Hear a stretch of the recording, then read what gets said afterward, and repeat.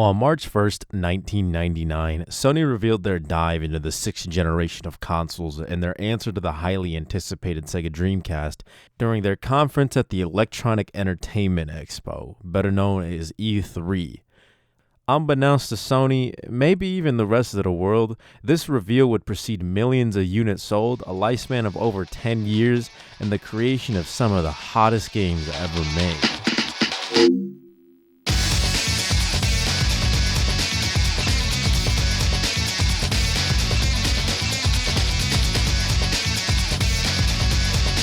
The PlayStation 2 was a console that pulled up and changed the video game industry forever.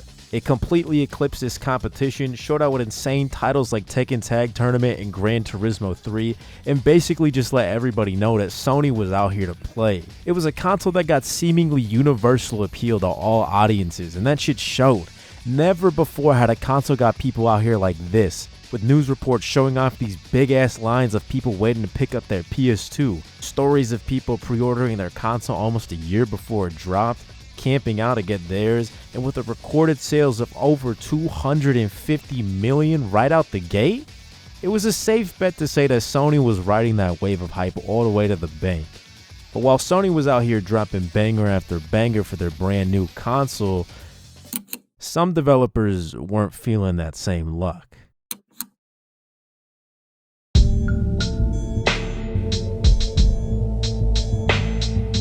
During that same year, developers at Capcom was under some pressure as the development of Resident Evil 4 was at a pretty hard stop.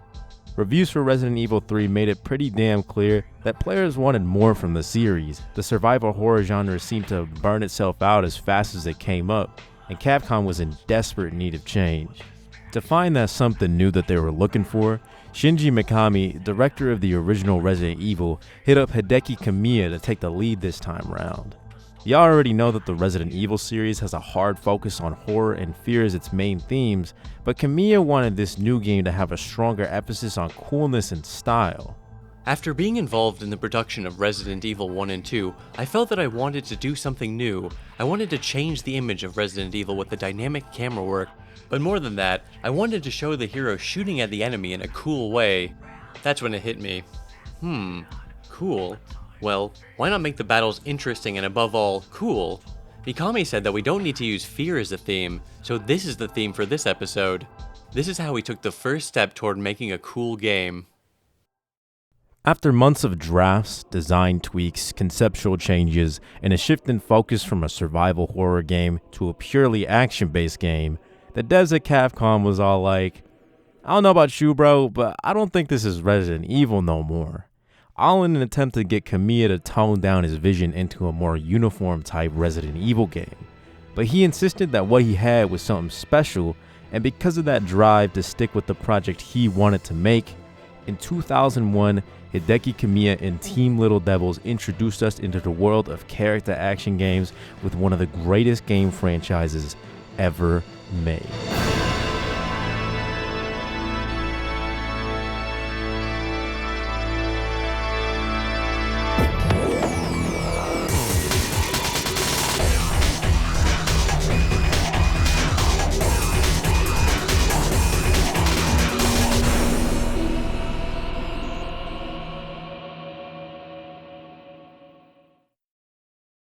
Alright, now all that formal introductory shit is over. God damn! Before this year, the only thing I ever really knew about Devil May Cry was Marvel 3 and Dante appearing in SMT Nocturne.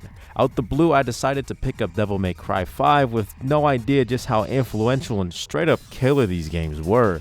And once I beat it, I instantly wanted to play the rest of the series. And once I did, I just knew I had to make a video about it. There's just something real special about a franchise like this one, bro. It single-handedly invented and pushed the character action genre into the mainstream. God of War, Bayonetta, Metal Gear Rising, all owe what they are to Devil May Cry, and playing these games really made me appreciate them a whole lot more. So I want to go through all the games and see what exactly made this series so legendary. What did Hideki Kamiya do that was so unique and striking that it invented its own genre of games and revolutionized the way action games were made after it? Well, I guess to find out, we gotta get into it from the start to see where everything began with the original Devil May Cry.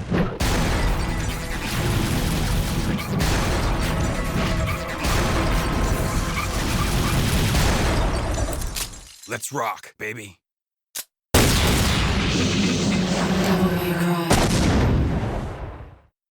This game is so fucking good, bro. God damn. Immediately you turn on the game and you're met with this thick ass atmosphere, walking alone in this ominous hollow castle to the sound of this mystifyingly sinister track.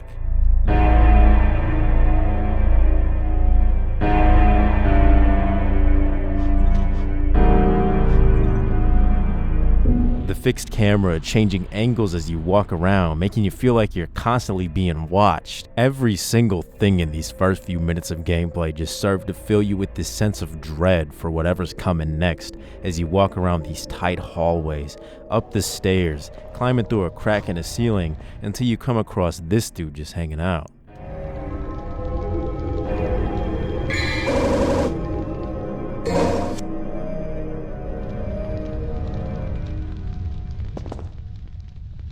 And then suddenly, bam!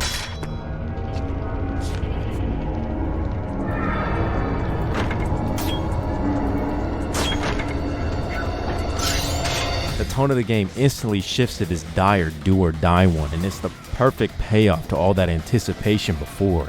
This constant tonal shift is what really makes this game. The way it can make you nervous for what's next, but at the same time make you feel like a badass as you tear through whatever horde of enemies the game throws at you next. In this first mission alone, there's so much build-up to these fights, bro. In this room, you can actually see the enemies hanging from the ceiling, only for them to come down and attack you later on, bro. The attention to detail in this game is just... damn! The music amplifies that constant tension through the entire game, never allowing you to feel safe, even in places where you would otherwise want to relax after a hard-ass fight, which is emblematic of its Resident Evil roots. Even in this game's version of safe rooms, you pull up and it's all like...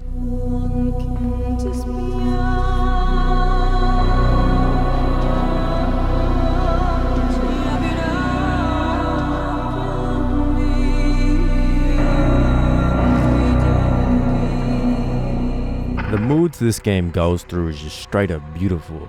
It's something that I never really experienced before, and it was definitely one of the first things that made me love this game. Which is definitely something you wouldn't expect after watching some of these dumbass fucking cutscenes, bro. My god, this is some of the funniest shit I've seen in a long while. You may look like my mother, but you're nowhere close to her. You have no soul. You have the face, but you'll never have her fire. This game got the distinct 2000s charm where literally nobody knows how to function properly and everything is just unintentionally funny. To most people today, this game is probably known more for just how bad these cutscenes are instead of the actual game itself. And I guess this is probably the best time to segue into the plot of the game, which thankfully is pretty damn simple. Dante is a handyman doubling as an underground demon hunter with a shop called Devil May Cry. Suddenly, this weird bitch busts through the front door and Dante's all like, "Whoa, slow down, babe." She dumps a whole lot of exposition about how Dante is the son of the legendary Dark Knight Sparta, a demon who rebelled against the underworld and sealed it off to help the humans out. And then out the blue, she just starts turning the fuck up, like...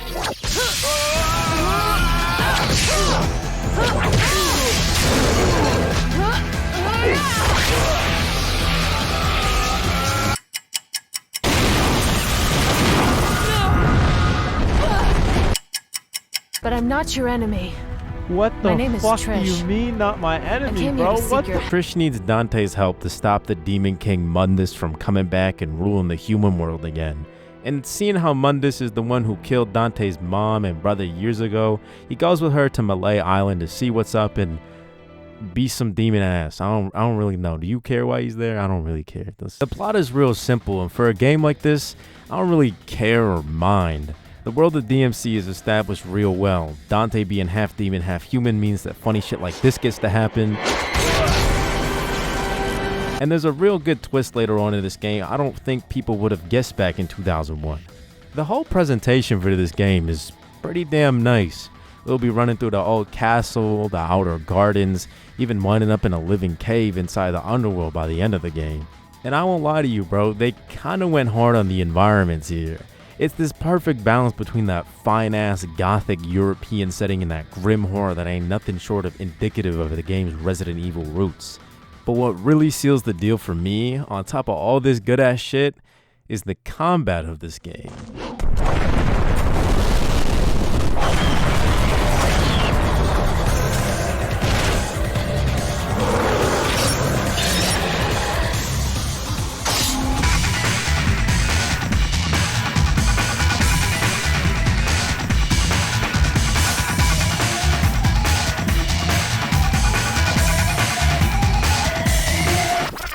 I said earlier in this video that Devil May Cry practically invented the character action genre, and that wasn't really no joke, bro. Before this, most action games are more along the lines of Tomb Raider or Zelda, or if we want to talk about the best of the best, Jackie Chan Stuntmaster.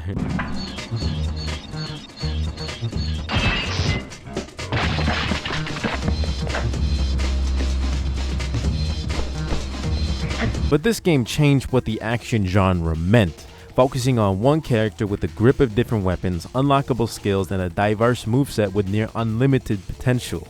At the start, you got a normal 3-hit combo, you know, the basic shit. But here's the thing, you can delay the third hit and extend that combo. Delay it even longer and you can do this weird ass stab move. But hold up, by holding down the lock-on button and holding the stick in different directions, now you can hit him with one of these, or this, or this, or even this. Delay-based combos are a staple of DMC combat that's used in most every single game in the franchise. It actively makes you conscious of what you're doing in combat, keeping you from just mashing one button and call it a day. Enemies can parry your attacks and counter with their own, so making sure you're not just throwing shit out is important, unless you feel like getting whooped and looking like a little bitch. But then again, I mean, look at you, you probably ain't even played this game yet. If fighting the normal enemies made you feel powerful in an otherwise pretty grim setting, then the mini bosses exist to just take all that confidence out your body, bro. I swear, no matter how many times I play this game, no matter how good I get at it, nothing in this life is scarier than walking into a room and hearing this shit. Oh, fuck, no, thank you. Oh my. What the fuck? Get me out of here. The sirens in this song really give off that dangerous vibe that they was going for, and it's such a contrast to the strong feeling you get listening to any other battle track in the game. And it fits these guys almost too damn well. The Death Scissors, Death Scythe, and Shadows, they're some scary ass dudes, man. The way they move and attack is just so different from any other enemy. It's like a disorienting experience whenever you run into them. It's enough to make you tense up whenever that music hits. But if we want to talk about intense, I think we got to take a step beyond the mini bosses and just pull up on the main attraction Devil May Cry got to offer. The bosses.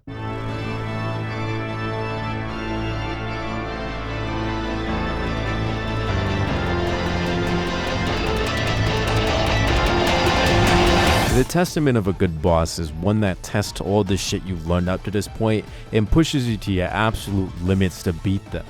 Some of the greatest bosses of all time come from games that are just no nonsense, all action all day from start to finish. The ones who can whoop your ass for hours and you're still hungry for just one more try. And oh goddamn, this game got that shit on lock. The first fight with Phantom is memorable as hell. Learning that you can shoot his fireballs back into his mouth, finding them weak points to do the most damage. When you beat him for the first time, he runs away, no sweat, and you're just like, alright, bet, no problem. Next thing you know, you're in a whole different level walking around and...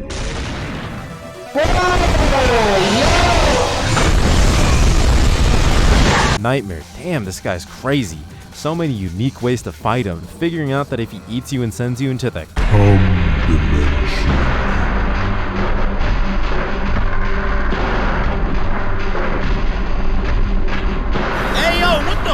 you can beat everybody's ass in there and come out and then bam, there goes a huge chunk of his HP. That risk versus reward aspect goes crazy. Oh, Griffin, this guy is just a piece of shit guy. I hate this guy, I swear. All of his fights are crazy, bro. They're almost like these bullet hell type shits where you're constantly hitting and dodging, finding your ins and outs. Every little mistake punished, every opportunity needs capitalizing on. It's real satisfying when you figure it out, but stupid difficult until then.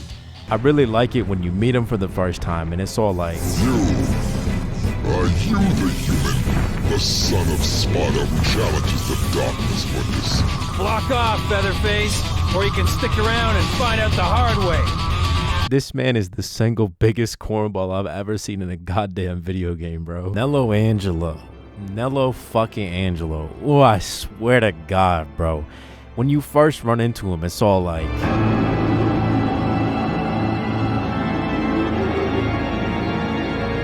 Then Dante's all like... This stinking hole was the last place I thought I'd find anyone with some guts. And you see, my favorite part about this boss is when... yeah, so like he does this really cool thing where... Alright, I'm gonna be honest with you boys, because honesty is the best policy, and you deserve that because I love you. Even though I called you a bitch earlier. But being honest, I wasn't really lying when I said that before either. I mean, fucking look at you. This game is easy as hell, bro. Like, I blasted through this game my first time around. And I thought maybe the hard mode's where it's at, you know what I'm saying? And I busted ass through that too. I was real disappointed low-key. Like, yeah, I died a couple times, but there wasn't really a point where I felt like the game really forced me to think outside the box and adapt to how the bosses was fighting. But here's the thing I didn't know coming into this game. Devil May Cry don't stop at hard, baby. Oh, now they go beyond that. If this hard mode didn't hit the right spot, then they got you covered. Because y'all don't know hard until you play Devil May Cry 1 on Dante Must Die. See, that's Dante Must Die with an exclamation point. See, that's the important part. Y'all don't forget that.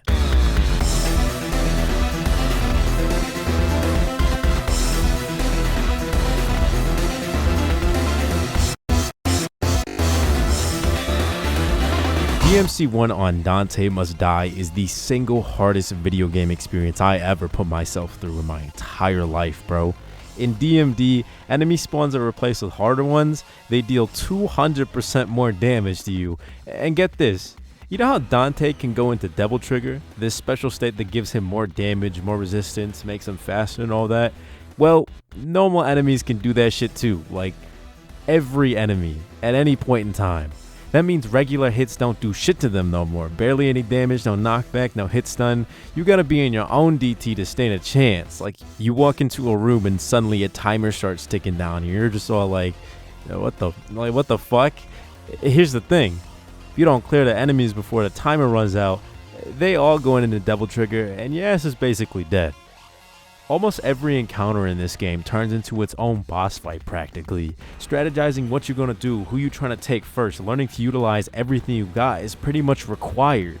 Keep in mind that the enemies also get smarter too, so if your shit can get parried, it's going to get parried, and them counterattacks hit different, bro. See, when I beat hard mode, all that shit about mini bosses and bosses being intimidating or whatever, I threw all that out the window, you know what I mean? Like, man, those weak ass bitches couldn't do shit to me, man. This difficulty right here put the fear back in my heart instantly, bro, especially when the game starts replacing the normal enemy spawns with the mini bosses in these narrow ass rooms. Shit had me dying at some point.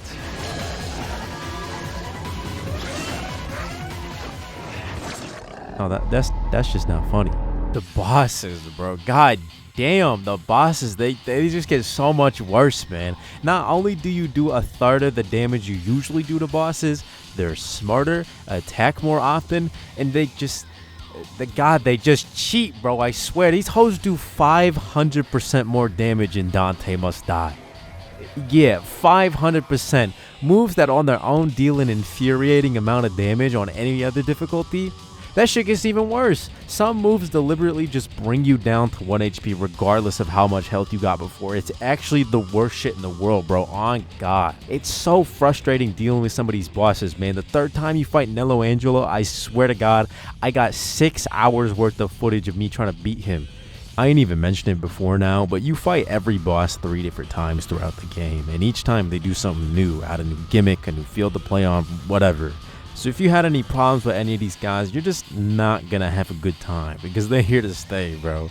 God, this shit was so annoying. It was frustrating. It had me so grumpy the whole time playing, but I loved every single second of it, bro. I won't even lie. This is what I meant when I said a good boss will push you to your absolute limits, bro. Every single fight felt like this treacherous, heart-pumping dance between me and them, trying to figure out what to do, what they're gonna do, how to dodge, when to attack, what's the best strategy for every fight, what weapons I should use, how can I maximize the damage.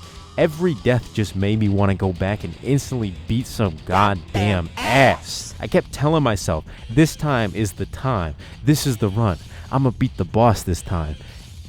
And then I'd die like 30 more times. But eventually, something in my brain would just click, and without thinking about it, I'm in the zone just busting through mission after mission like it ain't no thing.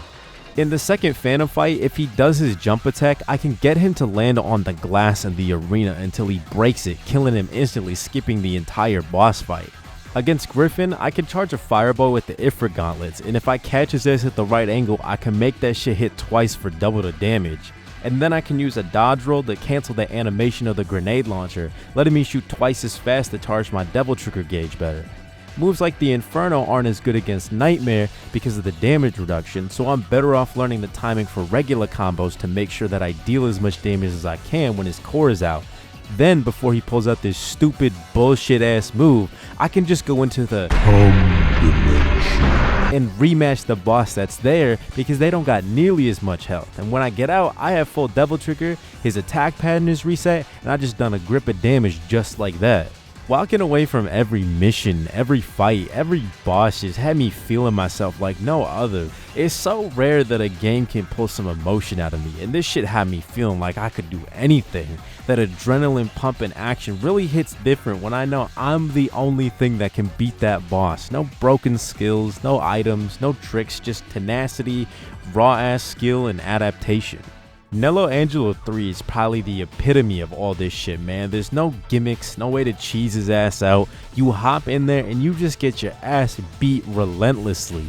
No mercy, it's just death after death after death. Game over after game over. When I got to him, I had like 2 lives. That was it. If I died twice, I gotta do the whole mission all over again just for another chance to die and learn more about what to do, how to fight his stupid ass. This fight is just so painfully fair that I gotta respect it, bro. Everything you can do to him, he can do back.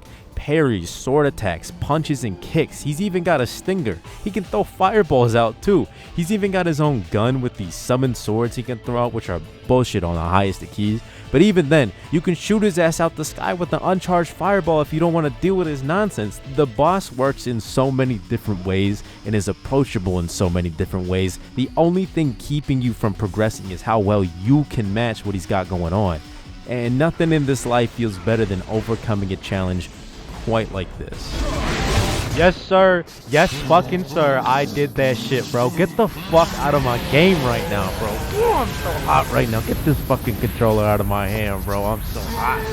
Ooh. Yeah, that shit's cool and everything, but then you gotta fight Mundus at the very end of the game, and everything nice I said about it so far just kinda goes out the window. This is probably the single worst way to end your fucking video game after all that nice shit I said too. I mean, first of all, you gotta deal with this dumbass voice acting.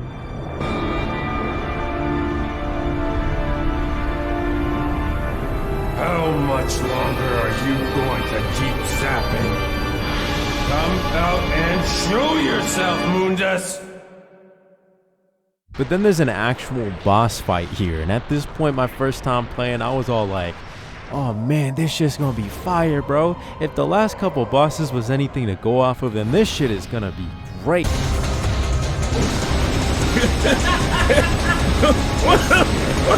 What the fuck? Who lost their damn mind and thought having the final boss be an on-rails space shooter with inverted controls was a good idea?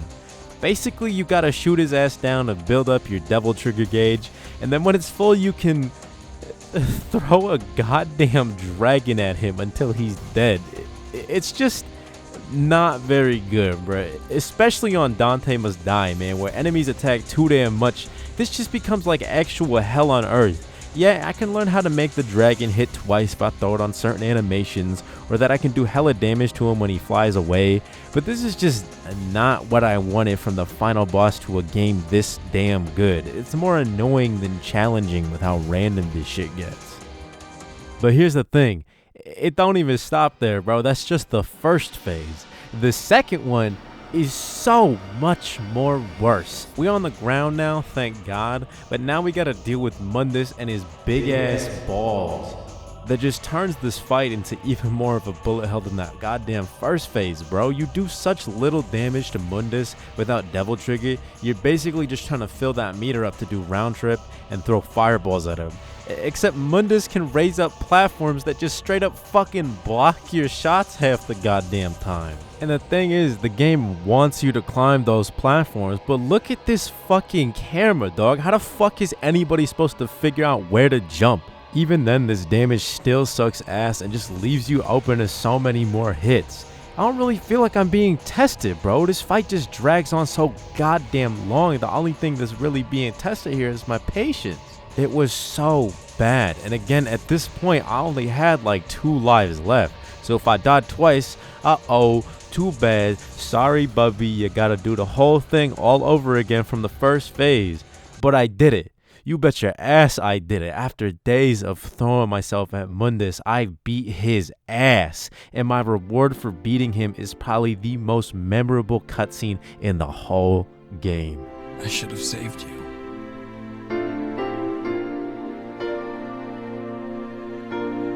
I should have been the one to fill your dark soul with light!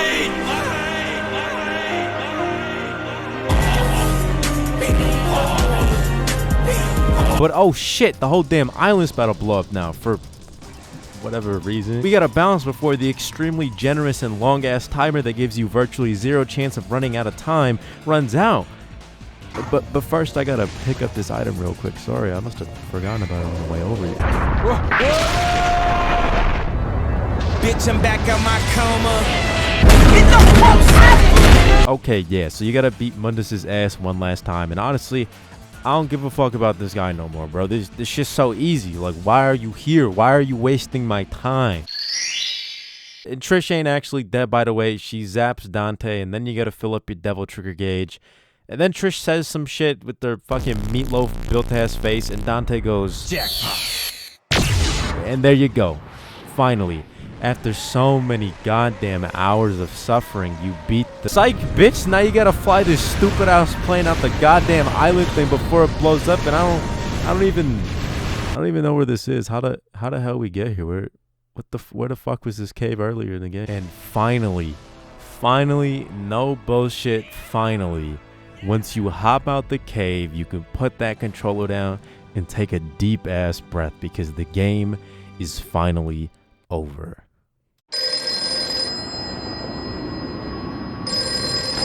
Devil never cry. Yes? Okay, great. Where's the place? We'll be right there. This one has the password. Sounds heavy.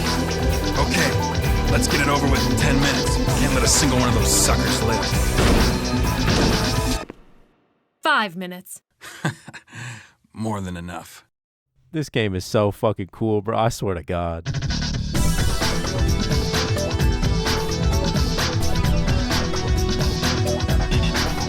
Devil May Cry 1 is such a breath of fresh air for me, bro. I spent the last year playing nothing but stupid ass dog shit JRPGs, and this is exactly what I needed to like cleanse my brain of all the worms in there, you know what I mean? This game was just so much fun. It's kind of hard to put into words. Everything about it hit that right spot for me. The style, the music, the combat, it all just clicked with me like no other. But the inclusion of Dante Must Die turned this game from just a good ass game to one of my top 3 of all time, baby. It was the perfect balance of that controller spiking, frustratingly hard, adrenaline pumping challenge mixed with that dopamine OD that just hits whenever you overcome it. Every mission turned into its own adventure. Every boss really made me appreciate the game even more, really showing that hidden beauty the game's got to offer in all its aspects. It's so charming. Beating the game on Dante Must Die made me feel like the man. Like, that shit had me bouncing off the walls, bro. Learning boss strats on my own, looking up a guide for the health upgrades I was missing, all the secret missions. Oh shit, yeah, the secret missions, bro. I completely forgot about these.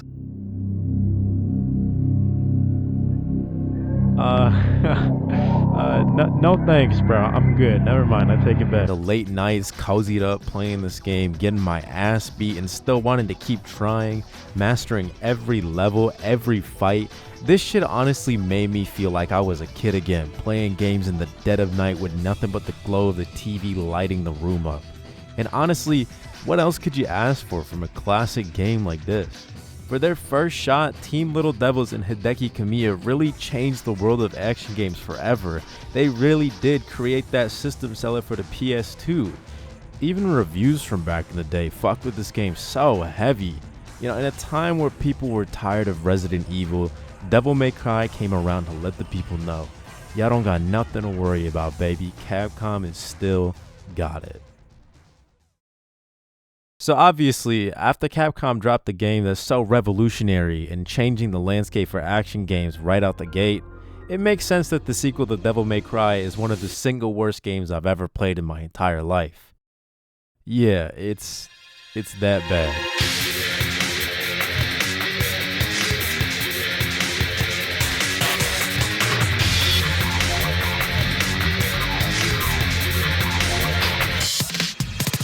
This game is fucked. How the hell you go from a genre-defining, console-selling game changer like Devil May Cry 1 to this? First of all, you're already asking for issues when you don't involve Hideki Kamiya or Team Little Devils at all in the sequel to their own fucking game. So let me get this straight. In the 2000s, Capcom's arcade and fighting game divisions was crashing heavy because nobody's going to fucking arcades no more, and people weren't buying Capcom fighters neither. So obviously, the best thing to do here is to take all them people and just push them somewhere else. It didn't work. Y'all want to hear something even crazier though? The original director of Devil May Cry 2 is just completely unknown. To this day, they go uncredited in every version of the game. No interview ever mentions a name. It's just deadass probably one of the biggest gaming mysteries to this day. Just who the fuck was in charge of this goddamn game for the longest time? Because with 4 months left before its initial release date, Hideaki Itsuno had to pull up on the project to practically save whatever the team had scrambled together.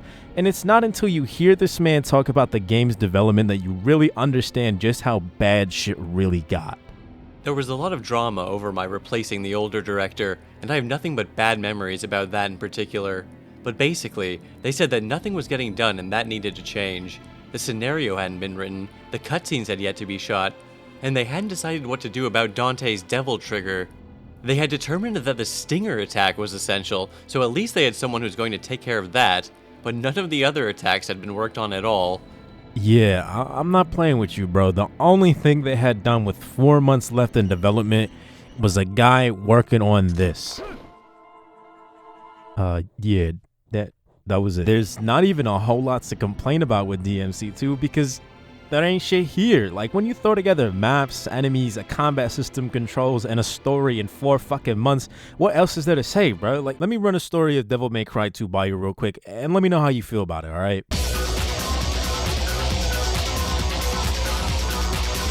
Dante has to stop a demon to save the world.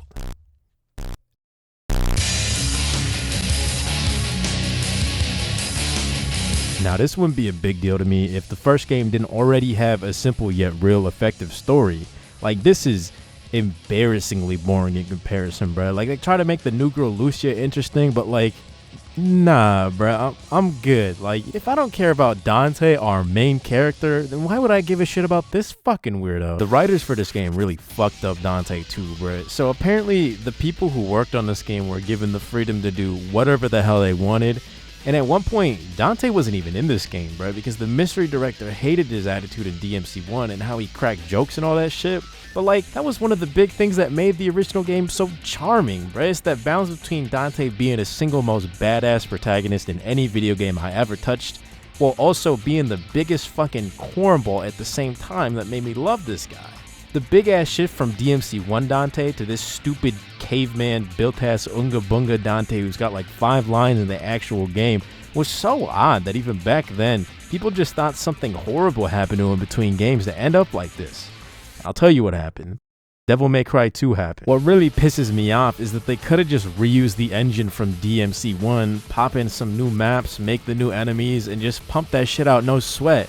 But the team wanted to be some kind of fucking heroes or something, trying to change what was already established with the original. This don't feel like a sequel to Devil May Cry. This feels like an indie fan game made by some college kid on his spare time. All that atmosphere, the suspense, the tension, and the payoff with the solid combat sequences are all gone now. You pop in the game, watch some boring ass cutscene, hop into the first mission, and instantly the biggest issue with the game makes itself known.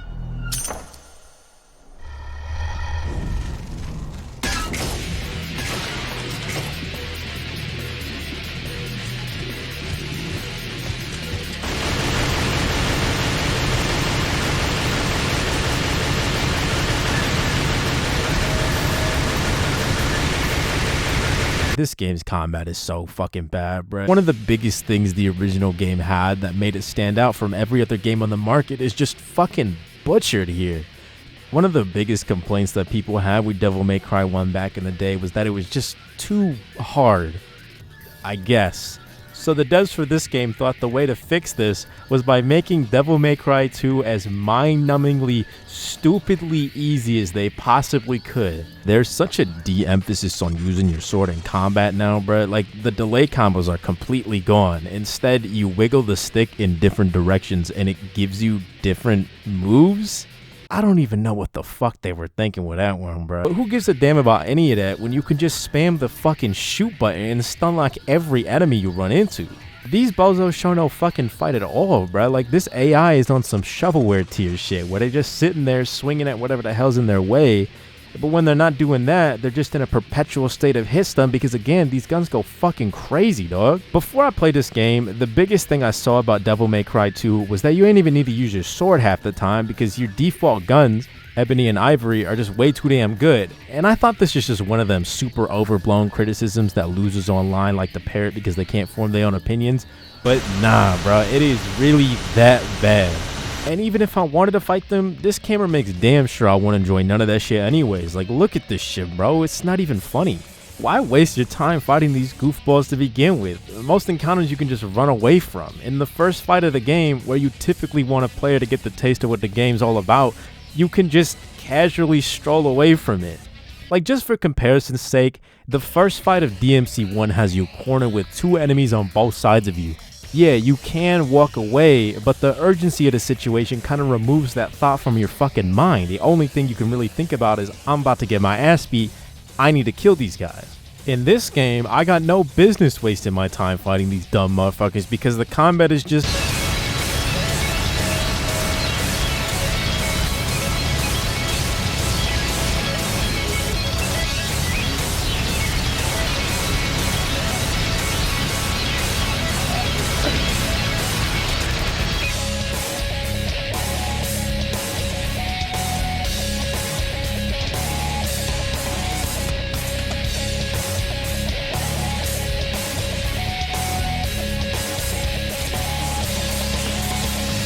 Everything this game got to offer is genuinely just a downgrade from the original Devil May Cry. The story, characters, gameplay, difficulty, my god, bro, even the music's not even that good. To be fair, some of the tracks in the game are absolute bangers, like catch me listening to Shoot the Works while I'm working out any day. But other songs are just like...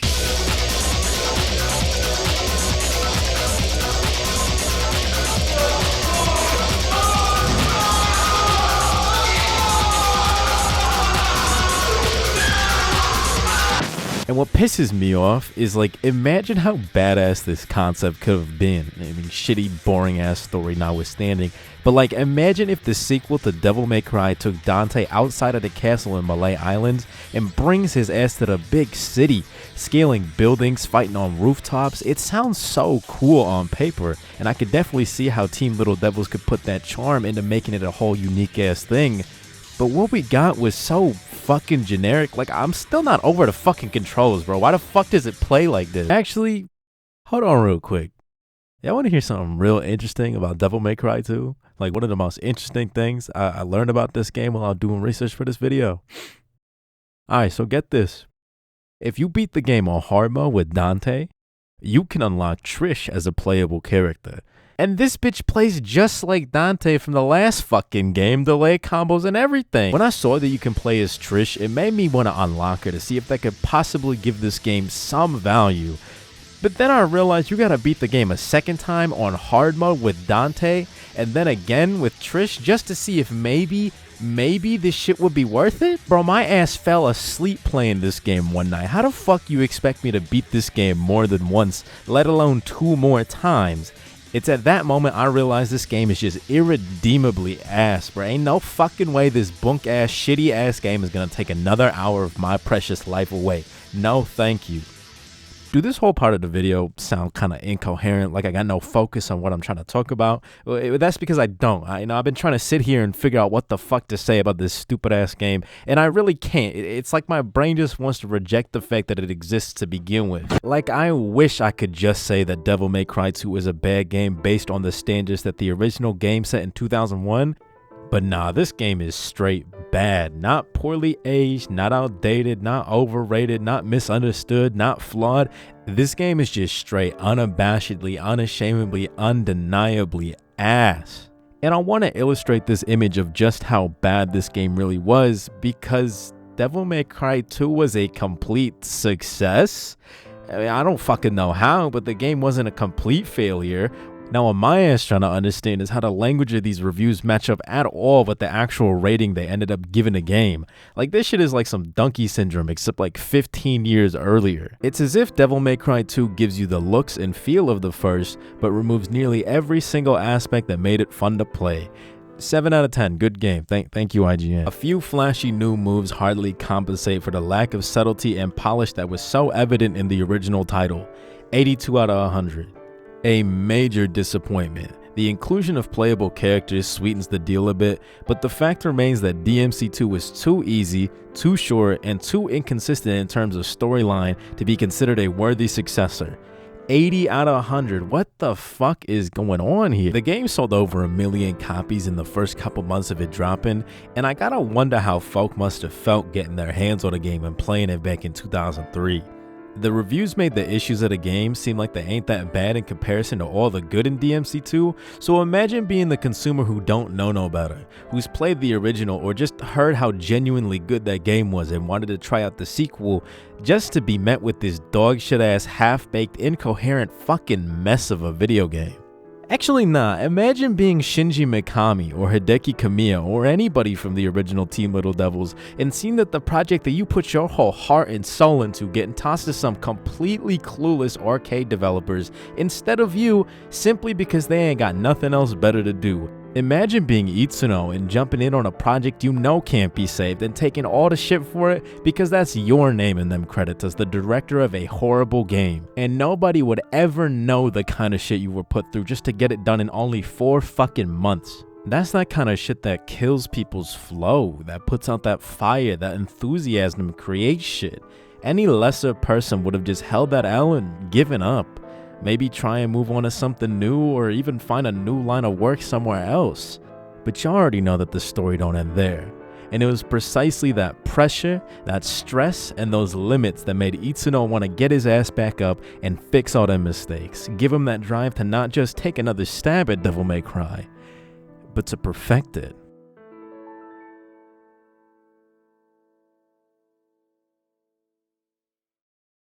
After Devil May Cry 2 dropped, Capcom was kinda at that crossroads of what the hell are we gonna do with DMC? Because despite the good ass reviews for the game and the game selling pretty damn well, fact of the matter is, folks still recognize that Devil May Cry 2 was a far cry from the monumental success that the original was. Negative reviews for the game still existed and were kinda rolling in the longer the game was out, but amidst all that confusion, that uncertainty of where the series should go next, it was Itsuno, out of all people, who approached the higher-ups at Capcom about a third Devil May Cry game. Part of me was dissatisfied because I hadn't started with Devil May Cry 2 from day one.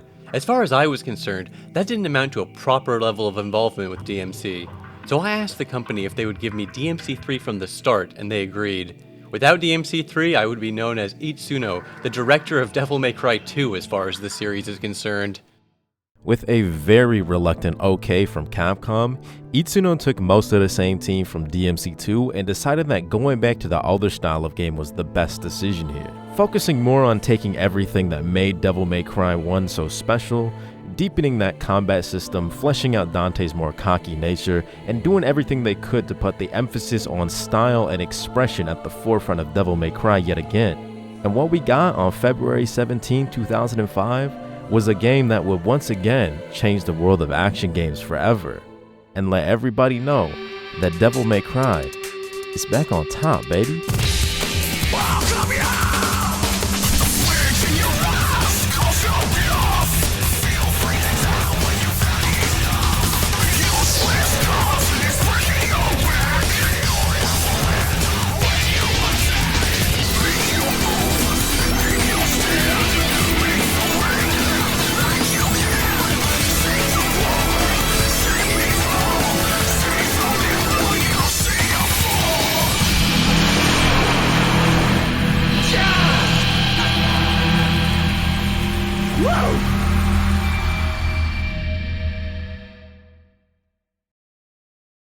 Devil May Cry 3 is one of them games where you can just look at it, you already know it's gonna be a banger. And I guess Capcom must have known that shit too, because they went all out for this game. A multi-million-dollar ad campaign on TV and in magazines across the world, collaborations between Shooty HD from Hostile Groove and David Baker for the music, and Kazuma Kaneko, known for his work on the Megami Tensei series, providing this game's Devil Trigger designs.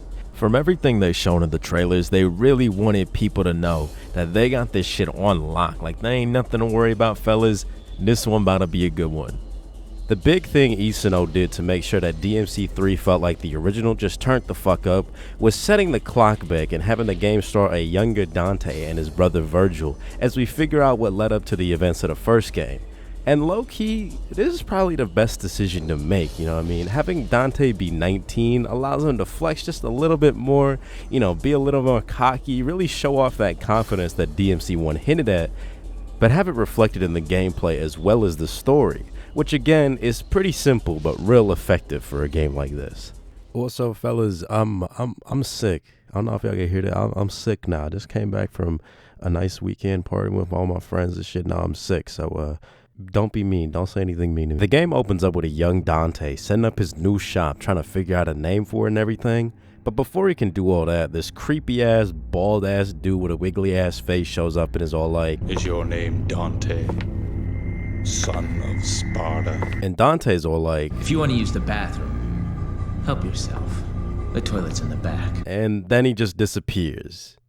But then a whole bunch of demons just pull up on Dante and skewer the fuck out of him. Like, I already know that's not gonna kill him. Like, ain't no way, but still, like, damn, that's kind of tough, bro. But what comes after is probably the best way Itsuno could have given the people a little glimpse of the ride they about to go on by giving us one of the most iconic openings in video game history. This party's getting crazy. Let's rock.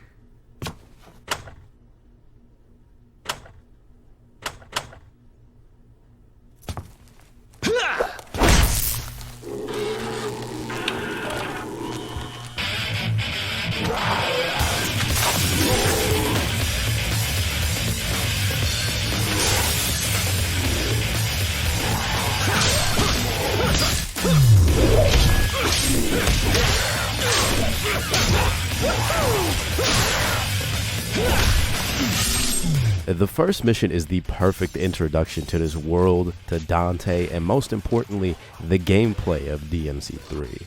Everything Dante does in this opening scene are things that are possible in-game, and the cutscene even ends with Dante all like, Don't bet on it. and then the mission starts right in the middle of where you left off. It's a real great opening, and when I played this game for the first time, I was just real excited to get in there and beat some ass. And thank God the combat mechanics in this game are nothing like DMC2. The leg combos are back, the camera actually functions so I can see what the hell's going on, and it just feels tighter and faster paced in general compared to DMC1 as well. The biggest addition added in this game is the introduction of the style system. Before every mission, you got the ability to pick what style of combat Dante will use during that stage. You got Trickster, which focuses on dodging, letting Dante move around more with air dashes and teleports during fights. Swordmaster, which basically gives every single weapon in the game a brand new moveset that you can string in the middle of combos for even more damage. Gunslinger, which is basically just Swordmaster but for your guns, giving each weapon new moves, letting you charge up each gun for a whole grip of damage, basically giving range gameplay more variety, which I think is cool. You know, for all 4 of them people that actually use this boring ass stuff. And then we got Royal Guard, which lets you parry enemy attacks, building up a meter which you can release on enemies to just bust this shit wide open. And this is probably the hardest style to master, as the timing is tight as hell, and obviously if you fuck it up, you're just taking that damage straight to the head. Over time, the more you use styles, they'll level up, letting you do even more as the game progresses, which I think is a real cool ass way to incentivize experimenting while you play. I really fuck with this edition, bro. I won't even lie. It gives different kinds of players different ways to approach every level in the game, really fleshing out that freedom of choice and expressiveness the original game had. You can even unlock 2 more styles during the game, which gives you even more cool shit to fuck around with. It makes every enemy encounter different, every weapon combination different, and the fact that you can replay any level with any style just skyrockets the game's replayability through the roof. Anyways, Dante walks out his shop to see a big ass tower called the Temendi Gru shoot up out the ground. This tower is a gateway to the demon world that Sparta sealed up years ago, and old Goopface over here broke the seal again with the help of Dante's brother, Virgil. He's working with Goobert so that he can gain Sparta's power for reasons that won't be explained for a long ass time, so I'll just leave that shit there for now. But this basic concept of Dante needing to stop his brother from fucking shit up with his magical Sparta power is the reason why this otherwise basic plot is so effective. And Dante and Virgil carry the shit out of this game heavy with their rivalry, bruh. It is probably the biggest thing that got me invested in what's going to happen next in the story. And a big thing that makes them so interesting are the people behind them. Ruben Langdon as Dante and Dan Southworth as Virgil is without a doubt the perfect casting for any characters in any game ever. These two pour so much personality into each character, I got no idea what the game would be like without them in it. From the voice work to even doing their own motion capture, these dudes really went the distance to make sure their characters came to life. Did you know that Ruben Langdon actually played Dante in the live action commercial for this game too? I don't really know where to bring that up, but I wanted to talk about it because I thought that was really cool. You know, I don't know. I just thought this shit was neat. We don't really know why Virgil is evil, and we don't know why the fuck he's working with this dumbass, goof-ass, meatball face-ass, but his name is Arkham, by the way. The guy's actual name is Arkham. But we do know that he's the reason why demons have been fucking the place up, so Dante's got to get up that tower and kick his ass. Along the way, he'll run into this lady who shows up because she's trying to kill Arkham. And the chemistry between her and Dante is really fun to watch develop. What the hell was that for? Here I am trying to help you, and you show your thanks by shooting me? All these relationships feel real natural, actually. I love how none of these characters actually like each other. They're just here for their own reasons, and it's pretty damn obvious. And every character gets enough screen time while not taking the focus away from Dante and Virgil, which is real good because the times they're on screen together is so tense. You can just feel how much they fucking hate each other. Their clashing personalities and quick back and forth remarks with each other is so entertaining to watch, and they always end up with a good ass setup for some of the greatest boss fights of all time. How about a kiss from this?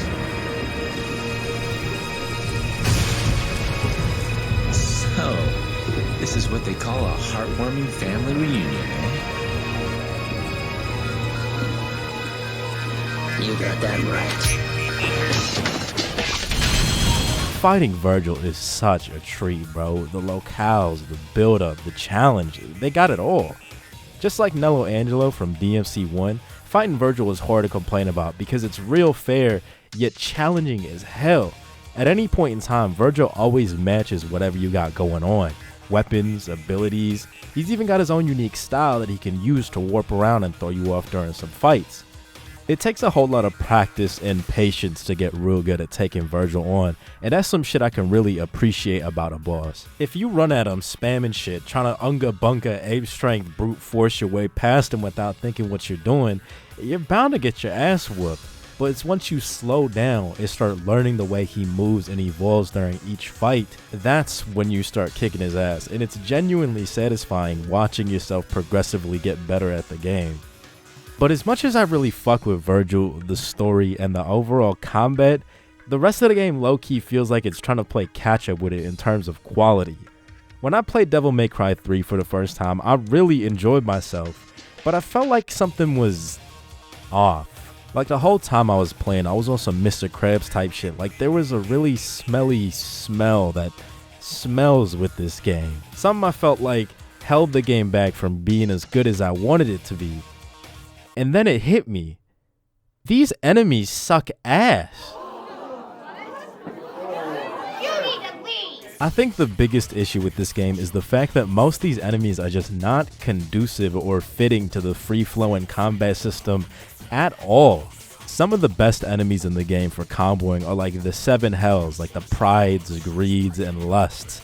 But even then, the only reason why people like them so much is because they just sit around and take hits like a champ.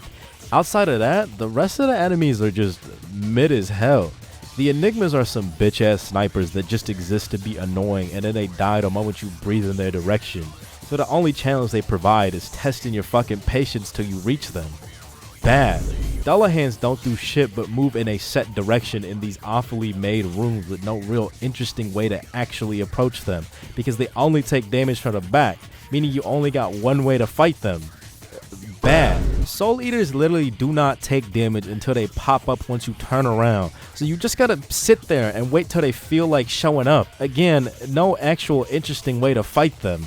Bad. Blood goils can only get killed when they turn into stone, and the only way you can do that is by shooting them with your guns, which is something your stupid ass would never know if you didn't first try and use your sword and realize they multiply if you do that. Bro, in the opening scene of Mission 5 when they're first introduced, Dante is beating their ass with his sword, and they don't split up like that at all. Like, this is some real devious shit. I don't know why I don't like when the game fucking lies to me like that, bro. Fuck you. Trying to fight these freaks is probably the most annoying shit ever, bro. Like, they're in the air at all times, they can phase through walls, and their hitboxes are so dumb. Like, this swinging move is stupid large. On a first playthrough, I could imagine a bunch of players just throwing themselves at these guys until they die, because there's no real good way to tackle them. There's no real nuance to how they work, nothing to really learn, they're just bad. Devil May Cry has always had this issue with enemies that can phase through walls, but at the very least in DMC1, enemies like the Sin Scissors actively approached you and have very well telegraphed parry windows that give you the ability to one-shot them if you can hit them during their parried state. But there's nothing like that with this dude, or any of these fucking enemies for that matter. Actually, that reminds me, this game is missing a big component of the original DMC that made it such a memorable experience for me. This game is lacking so much in making the enemy encounters tense, or adding any real sense of urgency in them. From the beginning of Devil May Cry 1, every enemy was presented in a way that makes you take each encounter seriously. If you play around too damn much, you can and will get your ass whooped, and sometimes, if enemies do certain moves to finish Dante off, he don't just die, he gets killed. Like, this young man gets worked on. Like, for 2001, this shit was graphic as hell and real eerie for me the first time playing. Dante can take some punishment, but he's not invincible, you know? And that added a sense of vulnerability to the... vulnerability, I can't say that. Vulnerability. It adds a lot of validity to the horror aspect of DMC1 and was real good for selling you on that dangerous and dire vibe the game's world wanted you to immerse yourself into. But in DMC3, Dante is just a god who can run up on anybody and take whatever shit they throw at him unscathed. There's no vulnerability, there's no... holy shit, I said that right. There's no sense that Dante's in any kind of danger. Nothing about the tone of the game makes me see these enemies as anything other than fodder that I'm supposed to beat on until I reach the end of the level. It's not really a bad thing, but it's an aspect of the original game that I really miss because it added another layer of depth that made me like it that much more. But personally, one of the biggest examples I could think of where DMC3 loses a lot of the charm that the original had is in something that really made me fall in love with Devil May Cry 1 to begin with. The bosses.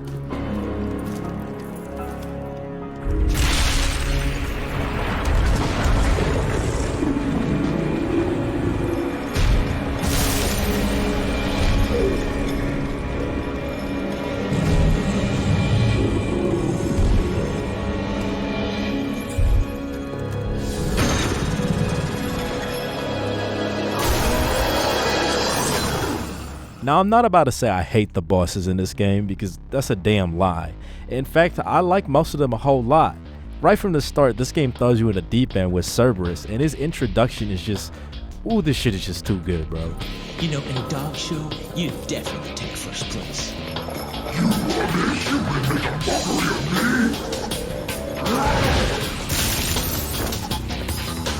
me? Easy, Fido. How about I take you for a walk? Come on, puppy. Let's go. Nevin, Beowulf, Garyon, they're all cool and shit, but fighting them wasn't really interesting for me. In comparison to DMC1, I love seeing where Phantom or Griffin or Nightmare would show up during each mission because it's unexpected most of the time, except for like, you know. I also feel like having the bosses be recurring ones that get harder and do more shit each time makes them more memorable and makes finally getting that kill on them so much more satisfying. Nello Angelo especially. And please understand, like, don't get it twisted, I'm not trying to say that the bosses in DMC3 aren't memorable, but like while writing this script, I literally forgot that Agni and Rudra existed. Like deadass, the only reason why I'm typing this shit right now is because I just now remembered that they was in a game. The only reason why I remember bosses like Garyon was because that fight was so ass on the first playthrough. I couldn't really forget it. It left such a bad taste in my mouth. The amount of bad bosses in this game, or underwhelming ones, greatly outnumbered the amount of actually fun and engaging ones like Nevin,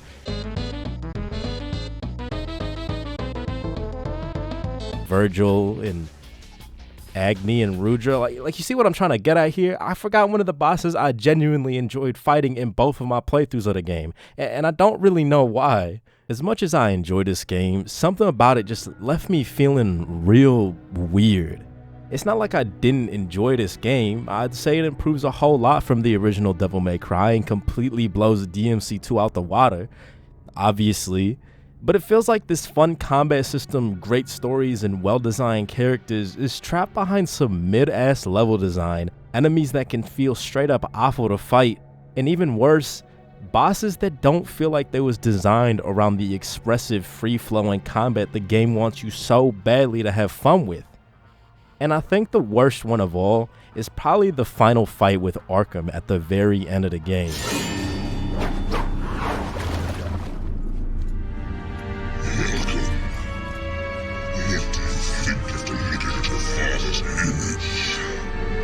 It's like staring into a backed up toilet. But alright, before we talk about him, let me catch y'all up on a story real quick. So the lady climbing the tower turns out to actually be Arkham's daughter, Mary, who wants to kill him because she sacrificed his wife, Mary's mother, in a ritual to gain demonic power. Because of this, Mary's got beef with any demon she comes across, vowing to kill every last one and eventually her father to right his wrongs. But before all that can happen, Virgil actually kills Arkham, finding no more use for him. And when Mary comes across his dead body, she thinks Dante was the one who kills him and she gets fucking pissed. And Dante just starts acting like a dickhead for no reason. To top it off, that filthy scum is my father. Well, we have something in common. I have a dysfunctional family too. After Dante bounces out, Mary finds out Arkham ain't really dead, and in his last breath he tells her that he was possessed by Virgil this entire time. Everything he'd done up to this point was because of him. So now she's trying to find Virgil and kill him for it. Dante and Virgil meet up and throw hands a second time, but then Mary shows up and it's all like, You forced him into this! Is that what you think? Foolish girl. But then Jester, this random ass dude who keeps popping up to goad Dante on occasionally, shows up all like, Jester's gonna spank your butt, spank you on the butt. Buffoon! I don't know where you came from, but you don't belong here. Now leave! And then, surprise, Jester's actually Arkham, who's still alive after all that and is the true villain all along. Who would have thought? So Arkham kicks everybody's ass, the seal on the Temen Negru is released, opening the gate between the demon world and the human world. Arkham steals the power of Sparta before Virgil can get to it, and everybody at this point is just making a beeline towards his ass for fucking up everybody's plan. Dante tells Mary that she can't take Arkham on no more and promises to deal with him. And after a couple of really bad missions, here we are. And this boss is just so fucking bad. You kind of think at the start that you'll be fighting Arkham posing as Sparta in this cool one-on-one type thing, But nah, he throws that form away and literally just turns into a blob. Yeah, that's it. Dude, my father wasn't so hideous. Can't you tell by looking at me? This is like the antithesis to everything I've said so far about what makes the bosses in this series so good. Like, I'm not trying to say that this is as bad as Mundus, but hear me out. Arkham basically just loafs around a stage the whole time, throwing out a couple different attacks that are super poorly telegraphed because look at this fucking thing. How can you possibly convey anything from a figure with no features at all? Sometimes when he shoots his projectiles, they'll clip through his body to get to you, making that shit nearly impossible to react to unless you already know it's about to happen. And when he's not doing that, he sinks into the ground, letting these evil sperm-looking ass things come out and swarm you. I don't even, why the fuck you gotta do all that? There's not a damn thing in this fight that meshes well with any of the combat mechanics introduced in this game. You just run up on Arkham and smack him around until he sinks into the ground, and you either try and run away from the weird ass worms, or just mash whatever move out and hope that you don't take too many pot shots and die too quickly. And I don't really see any of the styles changing up the game plan either, outside of maybe using Royal Guard, but casually on a first playthrough trying to block them poorly telegraphed ass attacks? That shit's just a recipe for disaster, and it's again real disappointing because this is supposed to be the final fight with the big bad dude of the game. I don't really know if anything can make this fight any good or anything.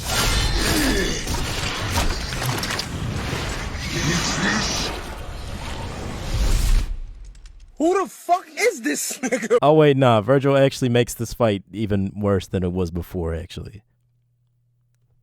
Damn. In concept, having Virgil fight Arkham with you sounds pretty fucking dope, and that music just hits something different, bro. But problem is, you're still fighting Arkham with no changes to the fight, and to make shit worse because you're controlling Dante and Virgil, your buttons change, and now you can't use your double trigger or style at all. So the second half of a boss fight where the big issue is the lack of unique ways to approach him gets even less options because Virgil eats up your buttons for no damn reason at all. And low-key, Virgil is fucking useless. He don't do much, and I would have preferred the boss be over at the first phase or have Virgil be controlled by an AI or just have him not there. But whatever, I beat Arkham, we move, Dante and Virgil shred this man apart in a cool-ass scene where they swap weapons for a quick sec, and after tossing this man around, they finish him off in one of the coolest scenes in the whole fucking game.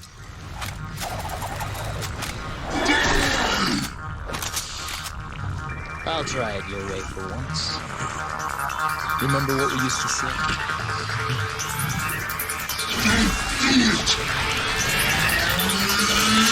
Jackpot.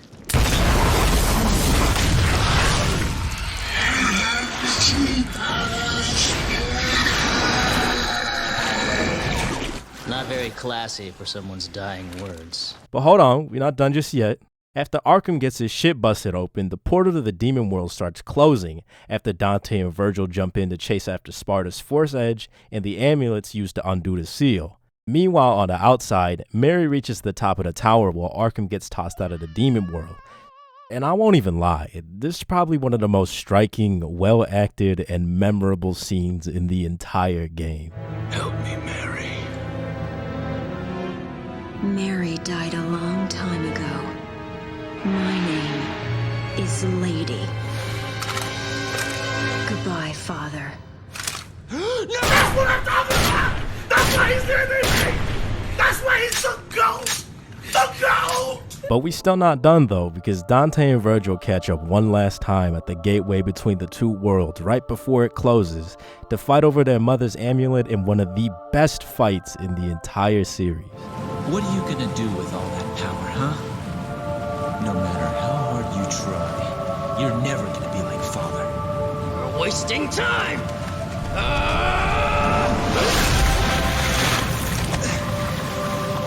I really like this setup because it shows the change both characters gone through during the game. Dante started off real aimless, like he had no real reason to be here besides the fact that he just wanted to beat the shit out of his brother. He didn't really care about Arkham or Lady or anything really. But now he's got his own resolve to take care of the human world, even if that means he's gotta kill Virgil to do all that. And Virgil's kind of a fucking idiot. I don't know, bro. He's been on the same shit since the start of the game, but I'm gonna get to that later. But this fight is just crazy fucking good, is what I'm trying to get at. And now, my soul is saying it wants to stop you! Unfortunately, our souls are at odds, brother. I need more power. And we're supposed to be twins. Twins. Right. It combines everything great about them first two Virgil fights, but cranks that difficulty up something nasty, bro. This is one of the most frustrating, most difficult, yet rewarding parts of the game for me, and I fuck with it so much because that's that shit I loved and was begging for from the original game. So on top of his signature Yamato, Virgil now has Sparta's Force Edge, which makes him even more dangerous than before. The lower you get his health, the more aggressive he gets, the more he'll pop his Devil Trigger, the more he'll just kick your ass. Like, I lost count of how many times I died here, but I won't even lie to you. But every time, I just kept coming back at it with that excitement and that enthusiasm to learn and get better. Genuinely, this was such a good-ass challenge, there's not much I can complain about here. What really impresses me is the way people online can just completely fucking style on this fight too. Like, they make this shit look like it's just another Tuesday. It's so genuinely impressive how much you can do in one boss fight. The expressiveness is just shining here. Every weapon is viable, every style, every combination seems to work because, just like the original game, you're the thing that gets you through this fight. No broken ass skills, no items or whatever. Your reactions, your adaptation, and your skill is what makes this boss fight as easy or as hard as you want it to be. And let me tell you something, baby, the satisfaction I felt beating Virgil's ass for the first time fucking hit like nobody's business. Dante. Am I being defeated? This game's ending is real great. I think it's a good conclusion to Dante's arc and gives Virgil a little more depth. When they run it one last time, you can see Virgil don't even attempt to make a swing at Dante. I don't know if it's intentional or not, but I see it as Virgil finally accepting defeat in his own way, and his choice to stay behind in the demon world, urging Dante to go back to the human world, is his way of showing respect to his brother. They might be rivals, but at least they care about each other, and that subtle character writing is shit I can appreciate in these kind of games.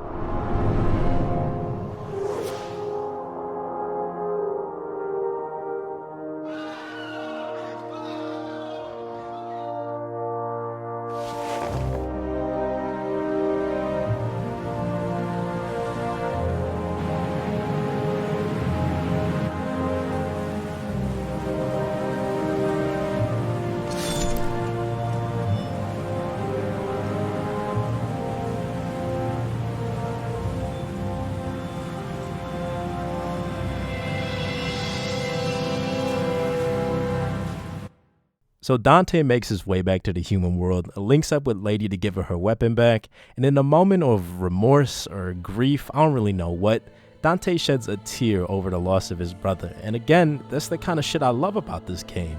It weaves these subtle character moments in larger scenes, but it never dwells on that shit. And I'm kind of glad it don't, because I don't want to imagine what this game would be like without that iconic ass ending. By the way,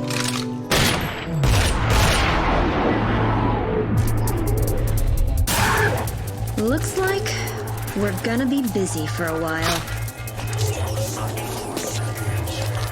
Well, bring it on. I love this. This is what I live for!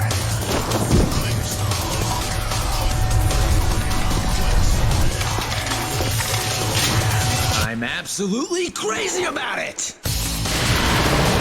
Go to hell! Devil May Cry 3, regardless of what I gotta say about it, is a good-ass game. A fucking amazing game, actually. I'm not trying to deny what it means for the series, what it means to fans, or even what it means to Itsuno and his team at Capcom, but this game is just fucking weird for me.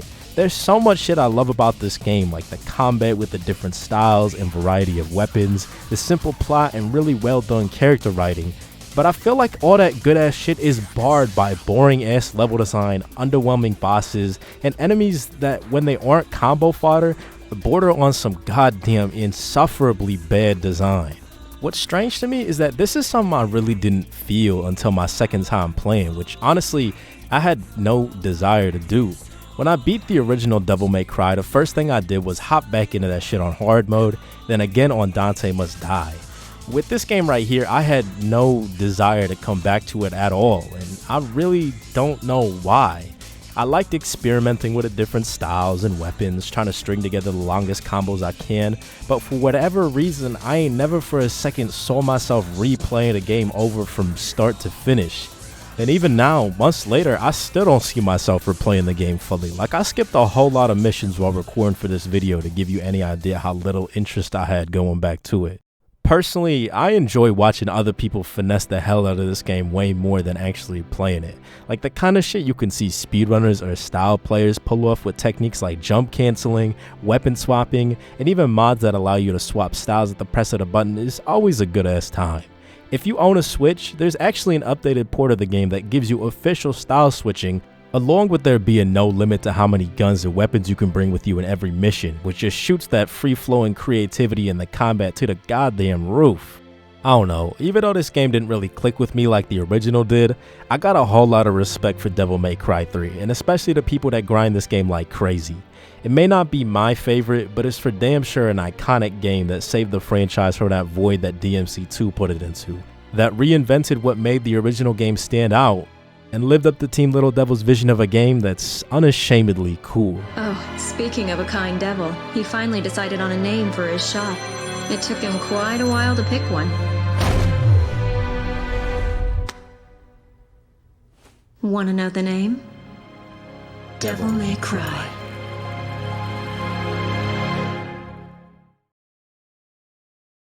Hi fellas, so I finished the Devil May Cry 3 segment in February.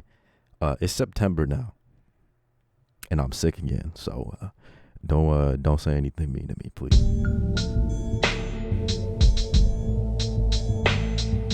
During that same year, developers at Capcom was under some pressure as the development of Devil May Cry 4 was at a pretty hard stop. Reviews for Devil May Cry 3 made it pretty damn clear that players wanted more from the series. You know, the franchise's revival clearly struck a chord with fans, and Capcom was looking to capitalize on that success. Yeah, literally the same year that DMC3 dropped, Capcom was already looking to Itsuno and his goons to cook up the next entry in the series. See, now usually, being this eager to work on the next game would be a pretty good thing, yeah? But Itsuno and his team really started feeling that pressure because they just got off making one of the most innovative and revolutionary action games of all time. Like, fuck else is there to do? Where are we gonna go? How are you gonna take what most players consider to be perfection, the pinnacle of action combat since the original game 4 years prior, and improve upon that? What was the next step for Devil May Cry? I don't know. I think the first issue to address is when should the game take place, and then what the fuck we gonna do about Dante? By the end of DMC3, he has 6 styles, 10 weapons, and a whole group of moves for each of them. And story-wise, by the end of DMC 1 and 2, Dante had already murked both the rulers of the underworld in Mundus and Argisax. That was the final boss of DMC2, by the way, Argisax the KO. So from both a gameplay and story standpoint, this man was pretty much untouchable. And it's because of that reason that Itsuno made the dangerous decision to have DMC4 not star Dante as the protagonist, instead having a whole new ass character to be the lead this time around. Instead of bringing the Dante from DMC3, which is really powered up and really hard to play, we needed a character that would basically be playable by everyone. There weren't a whole lot of ways to do that. Sure, we could have made Dante have a memory lapse and lose his abilities and then try to regain them, but we didn't think that was a good option. So we introduced Nero, who has little ability to start off with and then gradually grows stronger, and eventually as the story progresses you will be able to use Dante anyway. So we thought that was a good way to bring it along. Of course we consider that, because this is new hardware, there would be a lot of people buying it who would be new to gaming, so we wanted to make it accessible to everyone, beginners as well as people who are really good at games. Now, if I learned anything from growing up with Metal Gear Solid and Kingdom Hearts, is that folks really aren't too kind to any new main characters. So the idea of taking Devil May Cry's loved and iconic protagonist and just throwing him to the side for this new kid Nero seems pretty damn bold. I could imagine the kind of stress the team was feeling having to design a brand new character, new engine, and new story on a limited budget and on new hardware too. This would be the first DMC game to be multi-platform outside of the dogshit ass PC port of DMC3 back in 2006. And that's a whole lot to ask from a team, especially right after they put everything they had into their last project. This whole game would have been a huge ass gamble that Itsuno really couldn't afford to fuck up. And what we got on January 31st, 2008 was a game that would either live up to insurmountable expectations or destroy the franchise Itsuno and his crew tried so hard to revive.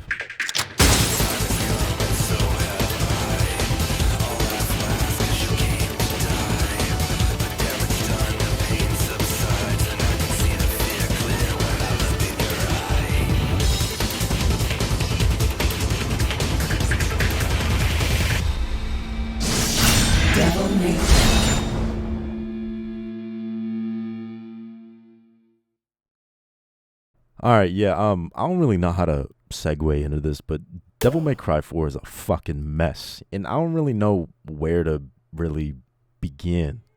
I really like the opening with Nero beating some demon ass while this bitch sings a silly little song. Like, the contrast between the two was something I've always liked, so already I was really into what I was watching.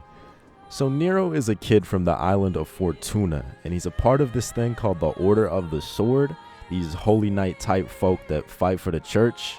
And all the people here worship Sparta like he's some kind of god, which is real weird. But suddenly, while the head priest Sanctus is preaching about how badass Sparta is, who else but Dante busts through the ceiling and murks this old ass man?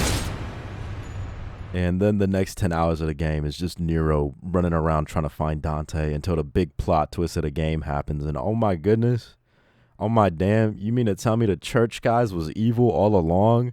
And they captured Nero's girlfriend?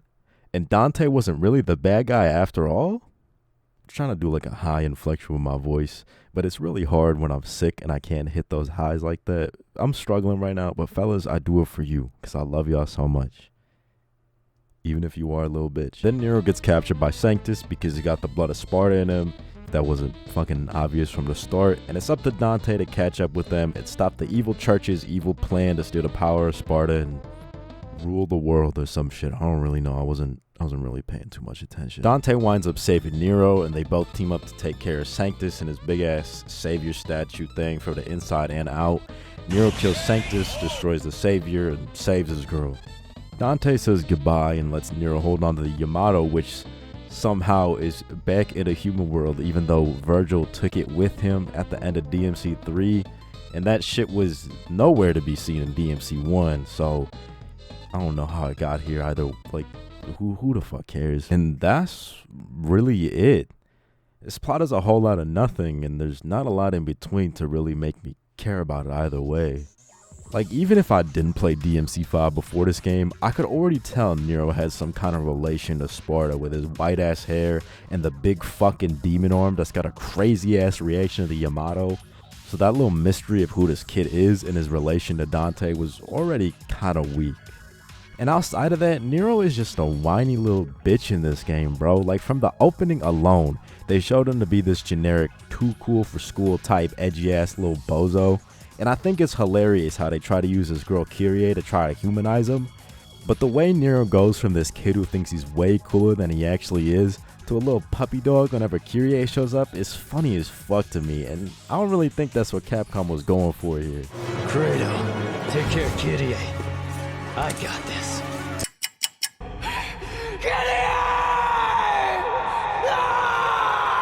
Don't get me started on this bitch either, bro. Like, so far in the series, every single female character has been pretty cool. Trish and Lady were both shown to be able to beat some ass, and I really like that because y'all already know I'm not really into that cutesy waifu shit, and it seems like that's all Kyrie is supposed to be. Just nothing more than some corny ass good girl love interest that can do no wrong, that just exists to get captured so Nero has some kind of motivation to keep going on. Even in the story, the romance ain't developed too well. Nero gives her a necklace and she's all like, and that's pretty much it.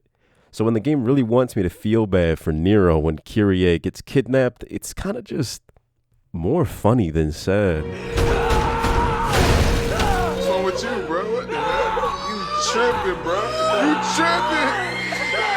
I don't really know. With the perspective of having played DMC5 before this and knowing the kind of hell the devs went through to try to get this game out on a shoestring ass budget, the game's story and characterization being kind of weak never really bothered me too much.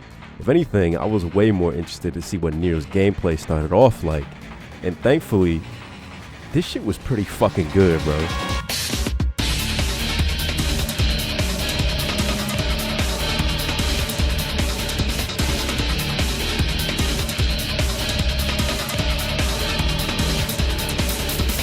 If the goal with Nero was introducing players into DMC in a way that was approachable but super in-depth, then I gotta say Capcom killed this shit without a doubt. Nero's style of gameplay is super unique and took me no time at all to get into.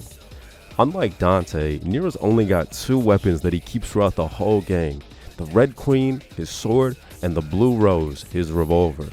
He got his share of delay combos and unlockable moves that you can buy throughout the game, but to keep his kit from being too basic, Nero could also use his Demon Arm, the Double Buster, to pull enemies towards him and just beat their fucking ass. You can even do it to some bosses too if you can get them weak enough.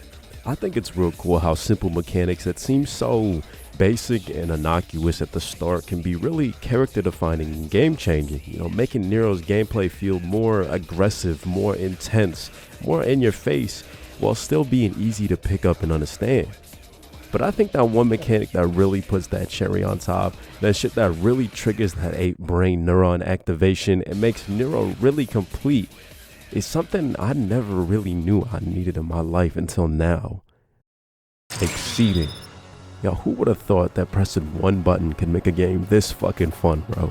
So like, I'm pretty sure y'all noticed this little meter in the top left by now, and it's a mechanic that comes with Nero's sword. This shit, for whatever reason, got a motorcycle engine on it, and Nero can rev the handle to boost his sword and charge up his next attack.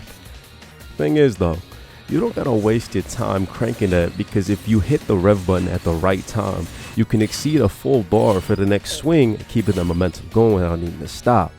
And later on, if you're real nice with it, if you hit that timing perfectly, you can max act your sword, filling all 3 exceed bars at once. And let me tell you something, bro.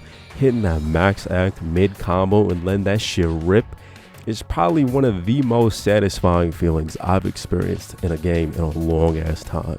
4 easy to grasp mechanics brimming with so much room for creativity, being approachable yet open to so many possibilities with that insanely high skill ceiling is emblematic of what Devil May Cry means to me.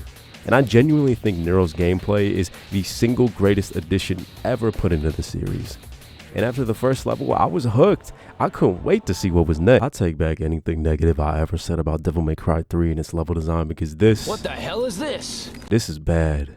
And there's not even much to say. The missions are full of backtracking and some of the most obnoxious puzzles and platforming challenges I've ever played in my life. It's that fucking bad. Like, maybe it's just me, but this little part in mission 3 where you're supposed to grab onto these things and pull yourself through these platforms is so unspeakably fucking stupid. It actually makes me want to stop playing every time I come back to it. And it's at this time where I was getting genuinely tired of the fixed camera in most of these games. Like, I didn't mind it much in DMC 1 or 3 because for the most part each room is laid out in a way where the camera moves with you and you generally got a good idea of where everything is. In this game, the maps are full of so many tight spaces or narrow hallways where the camera can't really maneuver around, so I was just getting pieced up by demons I couldn't even see, which is like the easiest way to piss anybody off. The enemies this time around are actually not that bad. I remember having fun with them for the most part because they're more than just combo fodder this time. I really enjoyed seeing the Frosts and Blades from DMC 1 come back too. I know it's probably because of the limited dev time, but I still thought it was dope seeing them return after so many years. And, you know, I can't really think of any enemies I really hated outside of these guys. And these guys.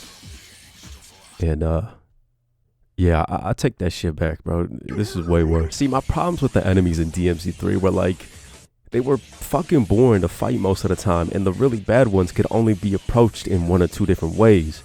But in this game, The bad ones just exist to waste your fucking time. Like, god damn, bro. These little wibbly wobbly little fish dudes make you wait till they jump out the ground before you can hit them. Unless you just somehow know that you can shoot them out the ground with a charge shot. But like, who the fuck is gonna try that? There's these parasite-like things that latch on to normal enemies to just make them way more obnoxious. Like, they grow these blades that they can swing around whenever they want and just fuck up your combos regardless if the actual enemy that you're hitting is stunned or not. It's just obnoxious and pace breaking, bro. Like, don't get me wrong, there's some genuinely good enemies in this game, which is something I can't really say for DMC3, like these flying angelic robo bitches and yeah, that's it actually. They all come packed with spears and shields, and they can use it to parry your attacks and counter with their own. So again, it's kind of like DMC1 where you can't just spam the attack button or else you're gonna get your ass whooped. Later on, a stronger version shows up and they act like the captain of the squad here. And while they're alive, they all hop into formations and use strong ass team attacks together and everything. It's really cool. And I already mentioned the blades and the frosts, and they're not bad or anything. It's just they function almost exactly the same as I remember in DMC1. There's not much to say besides good job, y'all didn't fuck it up. All things considered though, my first time playing, I didn't really have too many issues with the game outside of the levels just being a drag. But the point where I really started feeling the game slowing down was the switch from Nero to Dante, and like, god damn bro, this is where you really understand just how little time and money the devs had to work with here. So in this game, Dante still has his original 4 styles, right? But the coolest part about it is that there's no more picking and choosing which styles you want specifically, because now you could swap to whatever you want using the D-pad, which is like insane to me how one simple change can unlock so much in ways of combo potential and expressiveness. Alright, I'm gonna be 100% real with y'all though. I cannot play Dante for shit. Like, yeah, I can get through the story, no problem and all that, but never in my life could I see myself doing all the crazy shit I see people pulling off online, using mechanics like jump canceling, DT distortion, and this weird ass physics bug called inertia. It's genuinely like insane watching the kind of crazy shit you can see some of these great players pull off, but it's way beyond the realms of what I'm capable of. So I kind of got to live with the fact that I'm just a boring ass Dante player, I guess.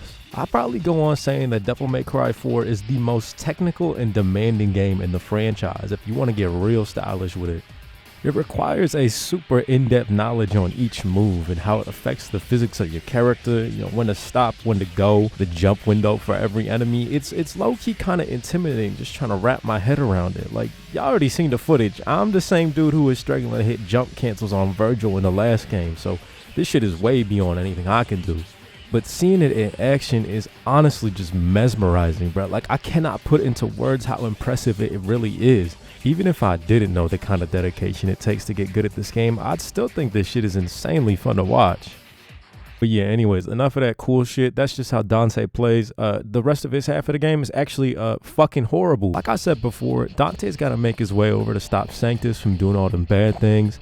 And that quite literally means going through the same exact stages that Nero just came from, but it's backwards. Find all the same exact bosses in the same exact place with little if any differences between them.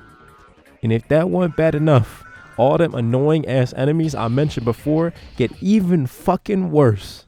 I beg your pardon? Since Nero is the protagonist, it makes sense that all the enemies were designed around him and his kit. Well, that shit just don't translate well at all to Dante. Instead of pulling the cloaks off of the Faust and Mephistos with Nero, you gotta awkwardly jump to them with Dante and shoot them off, and it just does not feel fucking good or natural. And on top of that, Dante's half of the game introduces 2 of the worst fucking enemies in the entire game.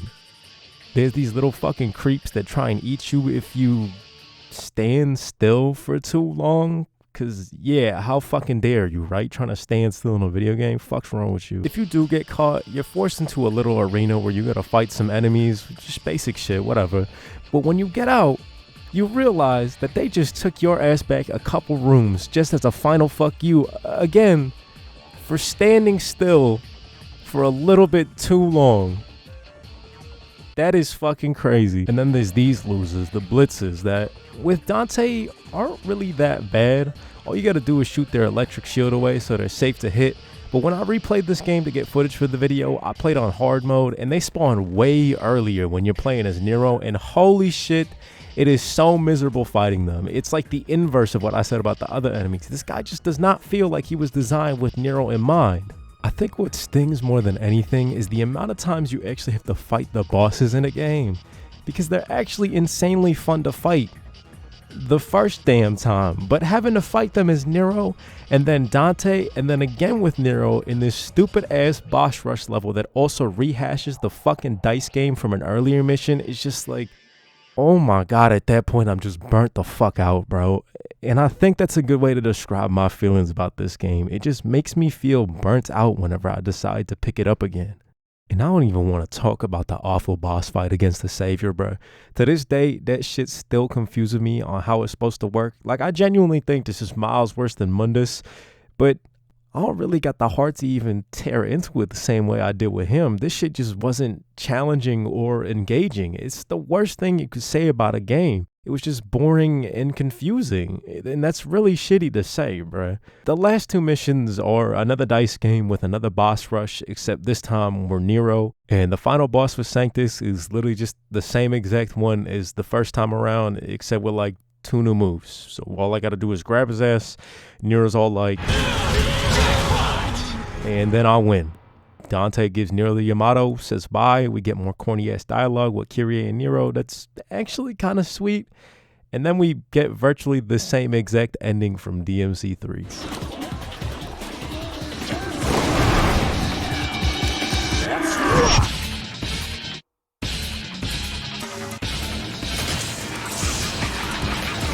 Fellas, I don't really know how to feel about Devil May Cry 4 because it's got so much dumb shit in it, but also some of the most satisfying gameplay mechanics I've ever seen from the series so far.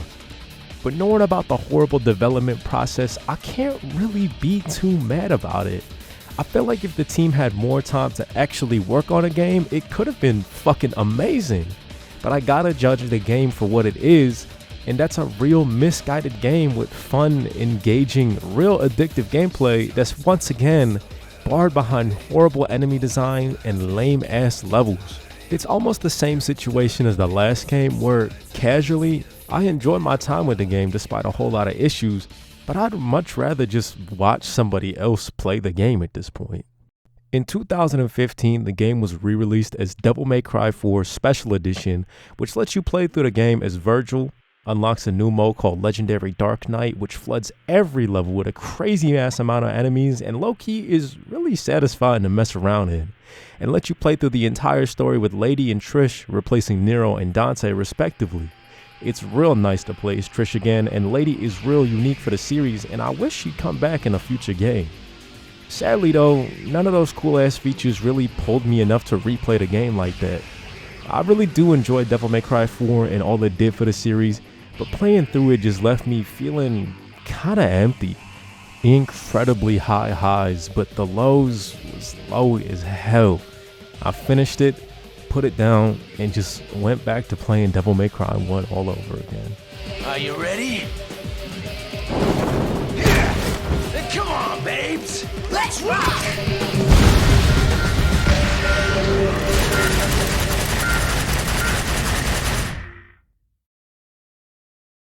See, now critically, Devil May Cry 4 did real well. And crazy enough, people seemed to really like Nero and thought his addition was a great new way to introduce new life into the series. At least, that's what the Metacritic reviews say. I got no clue how fans felt back in the day, and honestly, I don't really care. And I guess Capcom didn't care neither, because after DMC4, the series just kind of disappeared. Nothing really came from the franchise for 5 whole years.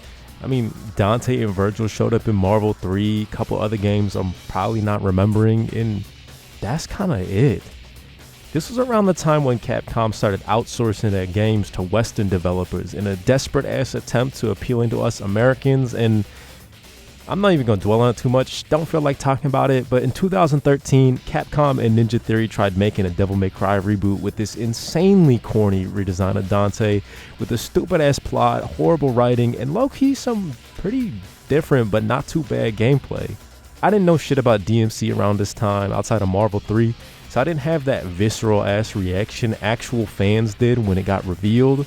This game is fucking fine. It's just not a Devil May Cry game. And I think if it was called literally anything else, nobody would have cared. This ain't Virgil, this ain't Mundus, and it sure as hell ain't Dante. The gameplay is fine, the music is fine, it's just the fucking writing, dog. The folks writing this shit must have been so convinced that what they made was so badass, there's just no self-awareness here. You're not on the list.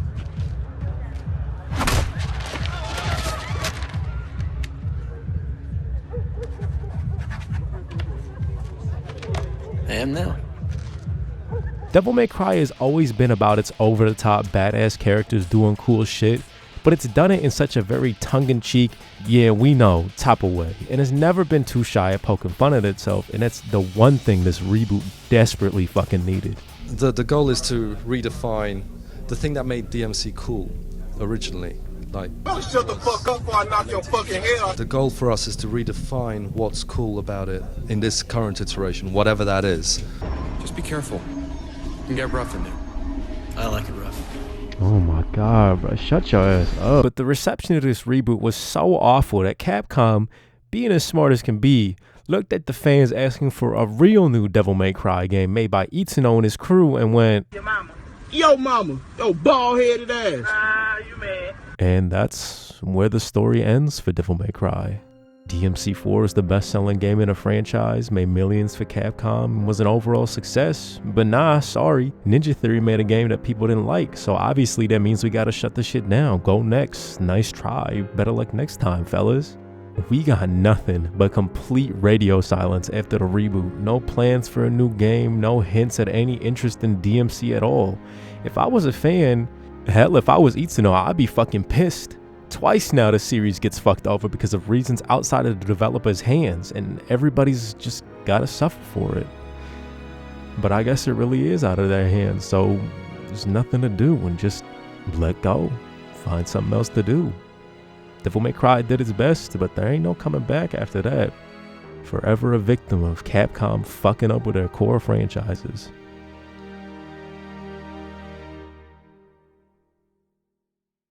They're demons! I've seen them with my own eyes! Red Grave is completely taken over! Let us pray for mercy. This is a trial from the heavens above.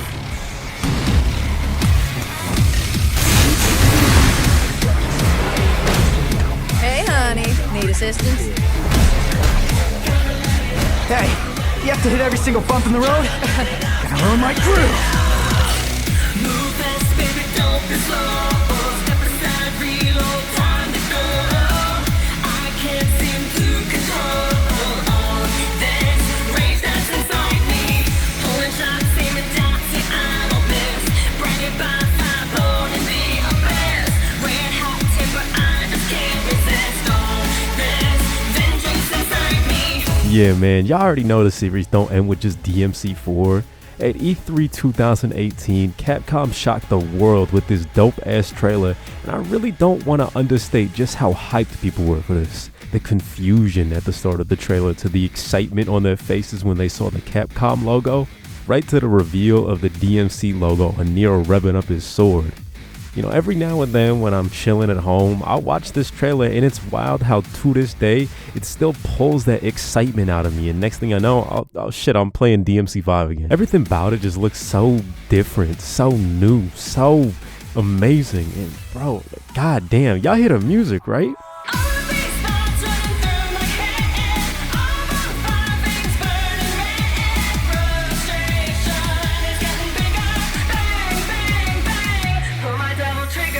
Beyond the trailer, it must have felt so amazing for DMC fans to see Itsuno walk out with a big ass smile on his face and say, "Thank you so much. DMC is back." and having producer Matt Walker say all this. So we've gathered the best minds at Capcom to ensure that we can still deliver that amazing gameplay that Devil May Cry is known for. And we think that we've made something that feels better than any action game we've ever created. It really showed that Itsuno and his crew always just wanted to make that follow-up to DMC4, and now they finally had that chance. The trailers, the graphics, the music, it was all insane. Nero, Dante, Lady Trish, all fighting this big-ass demon lord chilling on his throne. Who is this guy? Who is this guy? Who the fuck is this? Why'd they change Dante's theme from his original trailer? Oh. Well, fuck him, the song sucked anyway. This game looks beautiful as hell too. Like, it's running on the RE engine, the one made for Resident Evil 7, and it low-key works perfectly for the bloody, grotesque, and gory environments in this game. The characters are modeled after real-world people as well, whose faces are scanned in the game, and for 2019, this shit holds up amazingly today. Even booting the game up again, I get this real sense of excitement and nostalgia. Almost like I'm about to play the game for the first time all over again, and that title drop just seals the deal for me.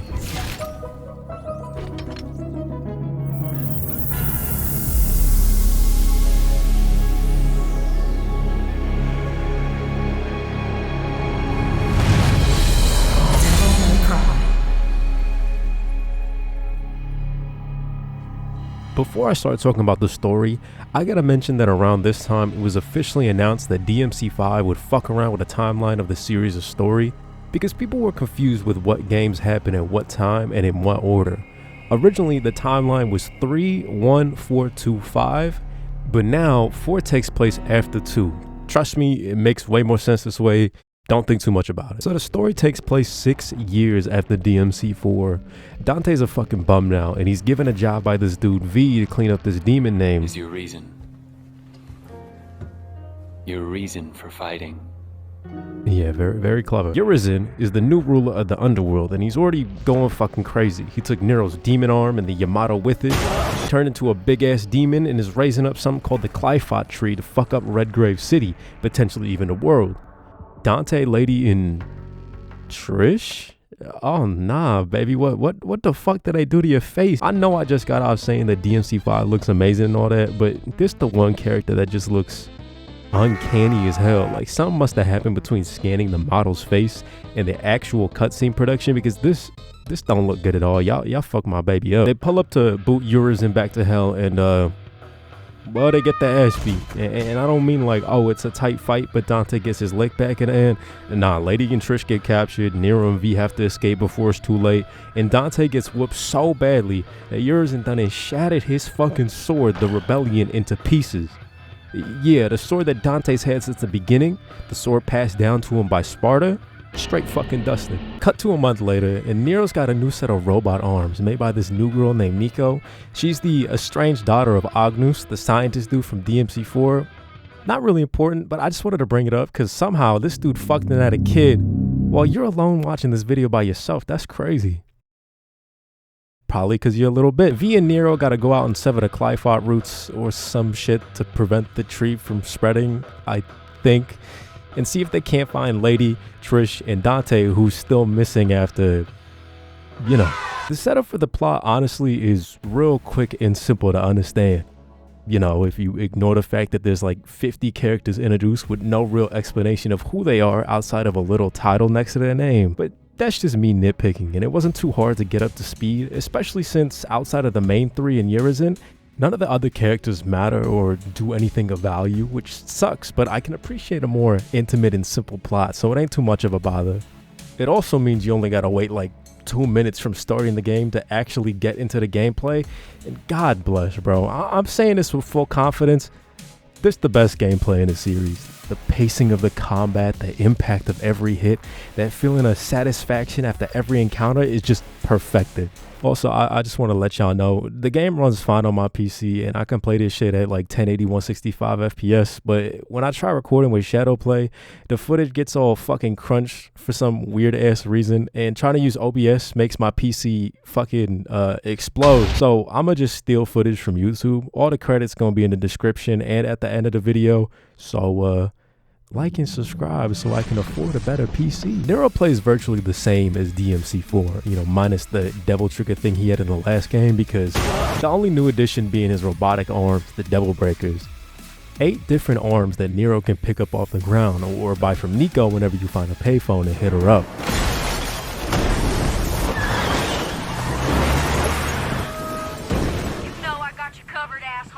All of them have a primary function, but also a charged attack that will break it after use.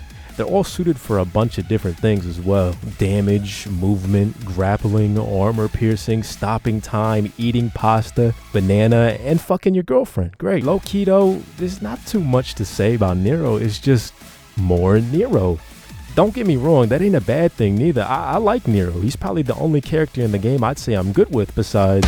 But outside of the devil breakers and a couple new moves, he's pretty much the same. Exceeding is easier to do now, so newer players can do shit like max acting way more often.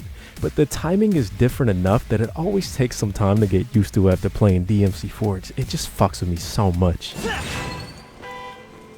What are you, lonely? Hurry up and get moving. I ain't got anything to really complain about. This is exactly what I expected from Nero, and honestly, I had a whole lot of fun playing him. V, on the other hand, V is the only new character in this game, and I don't know if you noticed, but he don't got no weapons on him. He fights using his 3 summon type things, Griffin, Shadow, and Nightmare. Griffin is controlled with the gun button, Shadow is controlled with the sword, and Nightmare is essentially his devil trigger and can only be used for a little bit. Your summons can't actually kill demons themselves. V needs to pull up on them and finish them off with his cane. And as dope as that sounds, V is by far my least favorite character to play as. Managing 2 completely separate characters at the same time, you know, charging with Griffin while trying to combo with Shadow and finishing off demons with V is too much for my fucking baby brain to manage, and it just winds up with me using Nightmare as a crutch, which honestly is perfectly fine with me, because anytime you summon Nightmare, the whole battlefield just starts blowing the fuck up and you get to hear V's amazing battle theme.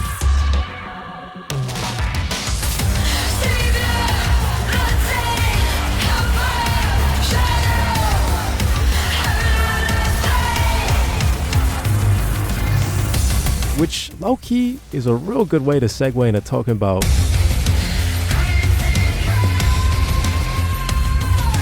this, the best part of the game. If I could give like a 10-second review of DMC5, it'd be that it's a 10 out of 10 game with an 11 out of 10 soundtrack. I know I've been saying this a lot the entire video, but it's so hard to put into words how much the music adds to the experience. Like, even from the beginning, you start the game, you get hit with this beautiful ass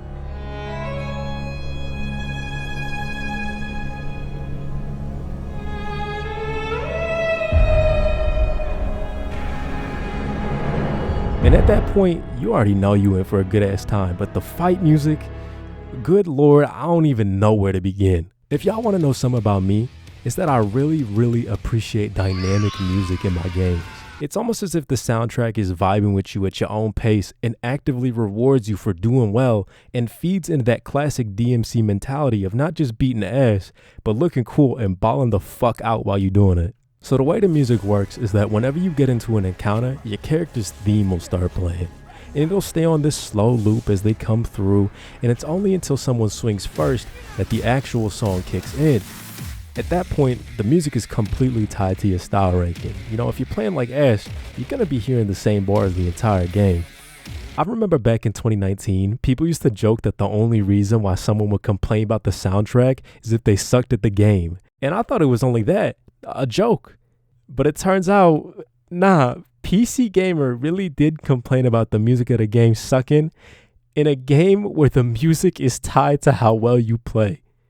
Like, bro, the self-reporting there is fucking crazy. Low-key though, I can understand a little bit where the complaint comes from. It must be annoying as hell having the best parts of the soundtrack locked behind a skill check, especially when you fucking suck ass at video games. But I don't really see how that's a bad thing. Personally, I see it as motivation to want to get better. Like, I want to hear all the music's got to offer. I want to actively feel, see, and hear myself become a better player. And as you get better, the song progresses further and further till you reach that A rank. And it's at that point where the game's basically just screaming, begging you to do something cool and hit that S rank.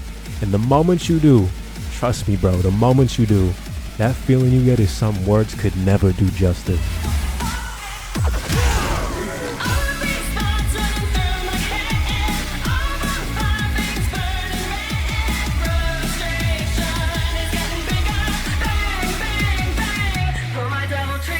It's so satisfying. Even now, when I got damn near 100 hours in this game, it still feels so rewarding hearing that music kick off like that.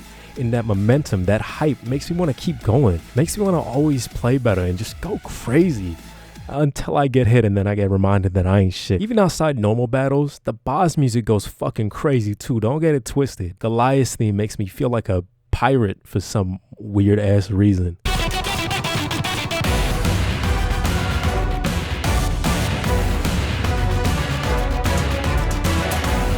Damn, bro, the fight against the Garyon Knight, I didn't remember this track too well until I started replaying the game for this video, and I'm a damn fool for doing that. This shit is way too fucking good.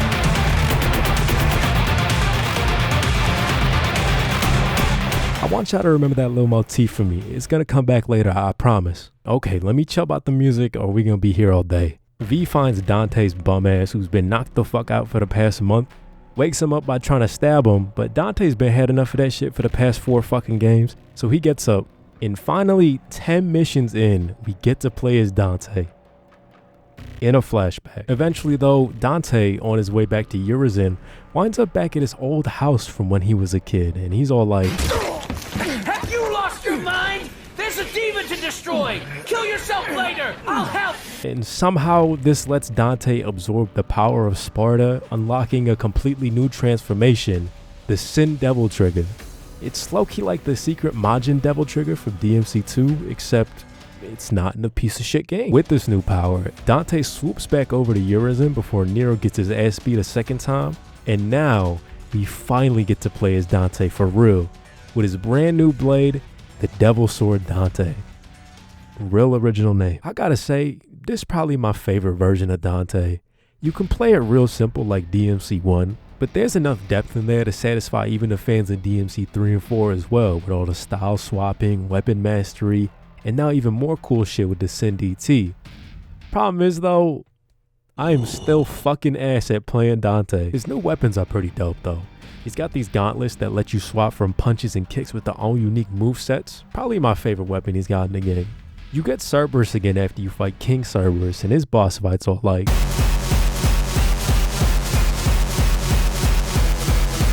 you got Faust, a new gun that you get from Nico that uses red orbs as ammo, and low-key is broken as hell if you know how to use it properly.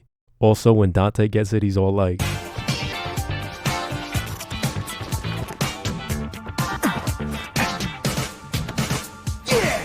and last, we got Cavalier, a dope-ass motorcycle that splits into dual chainsaws. Like, need I say more? Easily the coolest weapon in the series. And funny enough, you actually get it from the coolest boss fight in the entire game.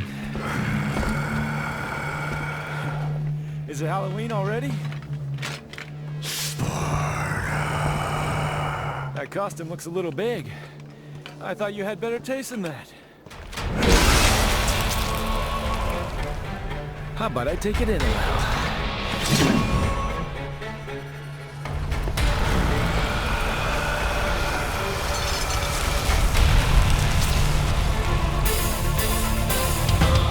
I'm gonna say it right now.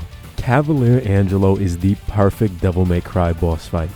It's got so many layers, so much depth to it, challenging on your first playthrough, but with enough practice you can walk his ass like a fucking dog.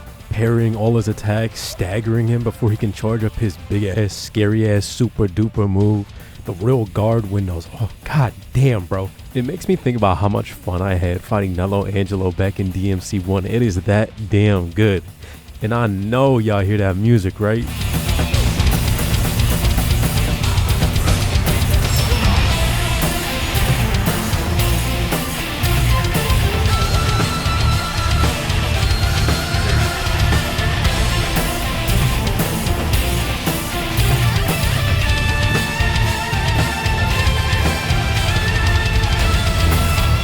And see, remember when I told y'all to remember that motif from the Garyon battle?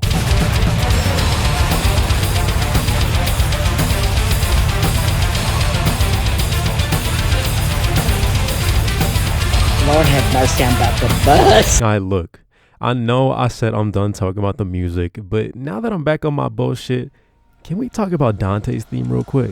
Now, I'm not trying to say that this is my favorite song in the game because that's a damn lie, but there's something about it. I'm not exactly sure what it is, but it just hits that spot for me.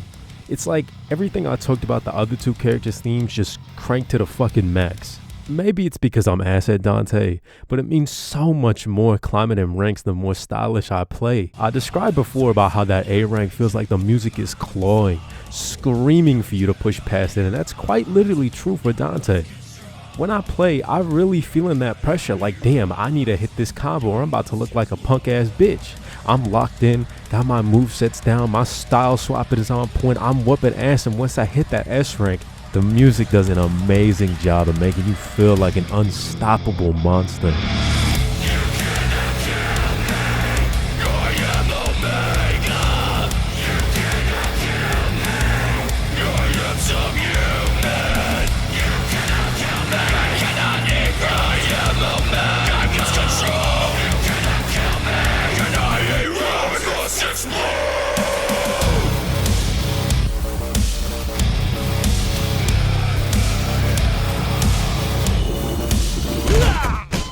Alright, my bad, sorry. No more babbling about the music, it's all about my system. I'm good. Dante pulls up on Urizen and beats his ass, so he runs away as the Clyphot's about to finish sprouting or some shit. I actually don't really remember. V, Dante, and Nero all gotta reach the bottom of the Clyphot and find Urizen, but V's all fucked up and dying because he's been split from Urizen for too long and his body's losing its power. He's the human half of Urizen, by the way. That was explained at some point. Dante fights King Cerberus and it's all like,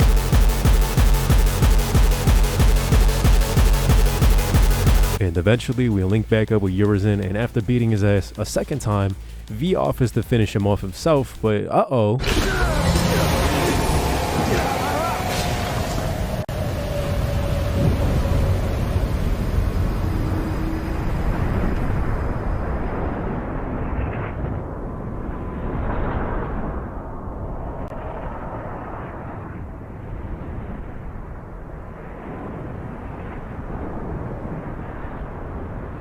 Yo, P, you know this nigga? Yo, who the fuck is... Can you believe it, guys? The bad guy was actually Virgil this whole time. Yeah, so V was Virgil's human half that split from him after he... And it's through V that the motivation of Virgil is really explained. But honestly, I don't really feel like explaining all that. I know I said I was going to do it earlier in the DMC3 segment, but come on now, that was a year ago. People change. And it really don't matter anyways because honestly, the game barely does anything to explain who these people are and what's going on for anything outside of what's directly happening currently in the story. That's probably the only complaint I got with DMC5's plot, is that it's so full of references to old events, old games, but you're expected to just know that, or else the dialogue sounds like two people yapping about fuck nothing. Was this fool before you, right? I'm not your mommy, V. Man, what the fuck is you talking about? What the fuck was that? I'm sorry, I wasn't thinking about it when I did it. Oh yeah, did you remember that detail from DMC1 that Trish was a demon created by Mundus that looks exactly like Dante and Virgil's mom? Oh, what's that? Devil May Cry 5 was your first game in the series? Well, damn. Shame on you, I guess. But yeah, Virgil's back. He beats Dante's ass and he's all like, "Thank you, Nero." And then Nero's all like, "Let me guess. I'm dead weight? Well, you can That's show not them. it, Nero. What is it then? He's your father!" oh yeah, Virgil is Nero's dad, if that shit wasn't obvious already.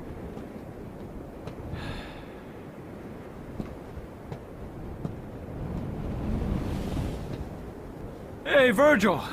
Your portal opening days are over. Give me the Amato. If you want it, then you'll have to take it. But you already knew that. Fighting Virgil is so much fun, bro.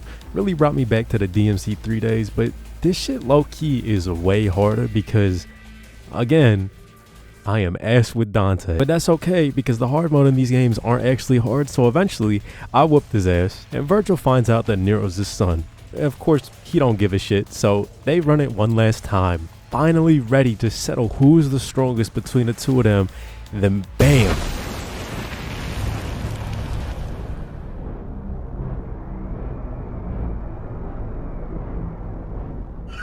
Yo, who the fuck is this nigga, P?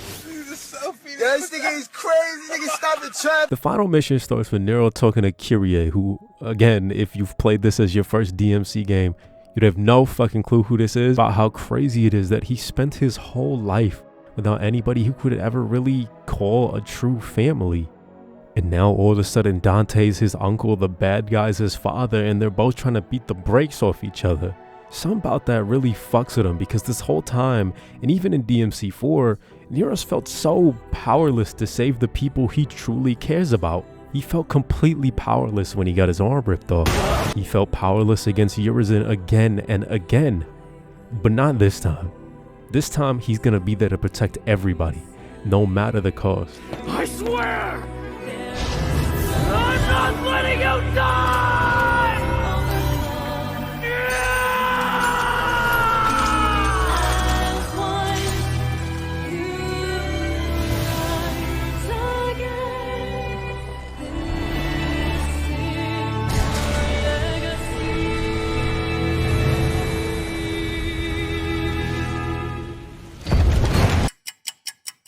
Listen to me.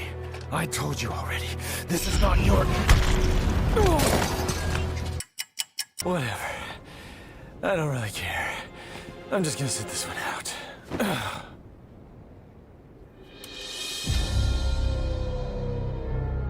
When this is over, I'll make you submit.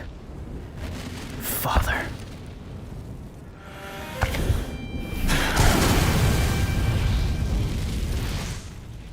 This has nothing to do with you. Stand down. Nothing to do with me. It has everything to do with me. Nero. This gotta be one of my favorite fights in the series. Nero coming face to face with the voice he's had haunting him for years now. The man who took his arm, the man who started this whole spill, his father, Virgil. And low-key, story-wise, this is incredibly symbolic. These two characters are like two sides of the same coin. Virgil, who's been clawing for power this entire time to protect himself, so that he could never feel helpless like he did the day his mother was killed, the years he spent tortured by Mundus.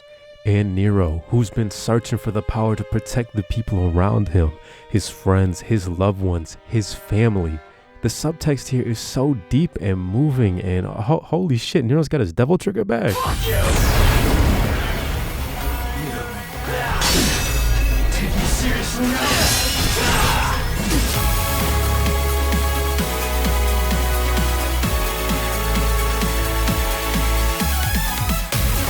Yeah, you already know Devil May Cry don't dwell on that sappy shit for too long, and honestly, that is perfectly fine with me. This the type of expectation subversion I really don't mind, and at this point, I don't think an emotional dissection of Dante, Virgil, and Nero would be a good way to cap off a game like this anyways. I'm pretty sure it's my bias talking, but fighting Virgil with Nero felt way better than playing with Dante. Nero's DT got way more utility now, and you can still use all of your double breakers at the same time. It's really dope just letting loose and beating the fuck out of Virgil full force using everything you've learned throughout the game. I really wish I played this on the harder difficulties my first time around, because damn, the fight is so much better this way. All the different phases of the fight feel so much more breakneck, constantly dodging and attacking, finding your ins and outs. It's amazing, especially when you close it out with a perfectly timed buster.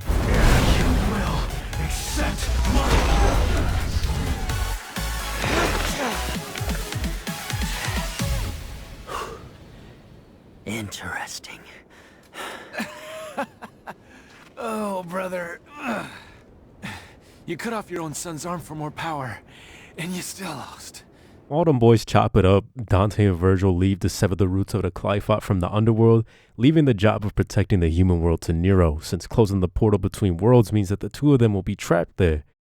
And I like that. Little passing of the torch from Dante to Nero shows that he's got trust that he can keep the human world protected while he's gone.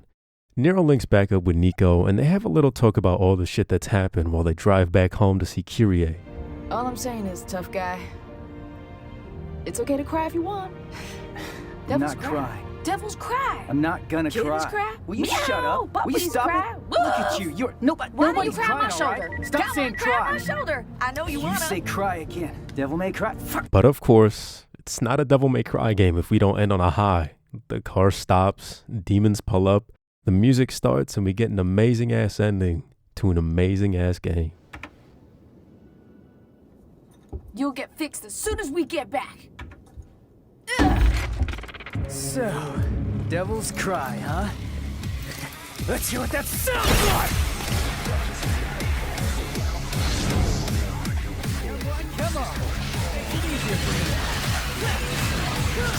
Devil May Cry 5, no bias shit, no nothing, is one of the greatest games ever made. And that kind of goes without saying though.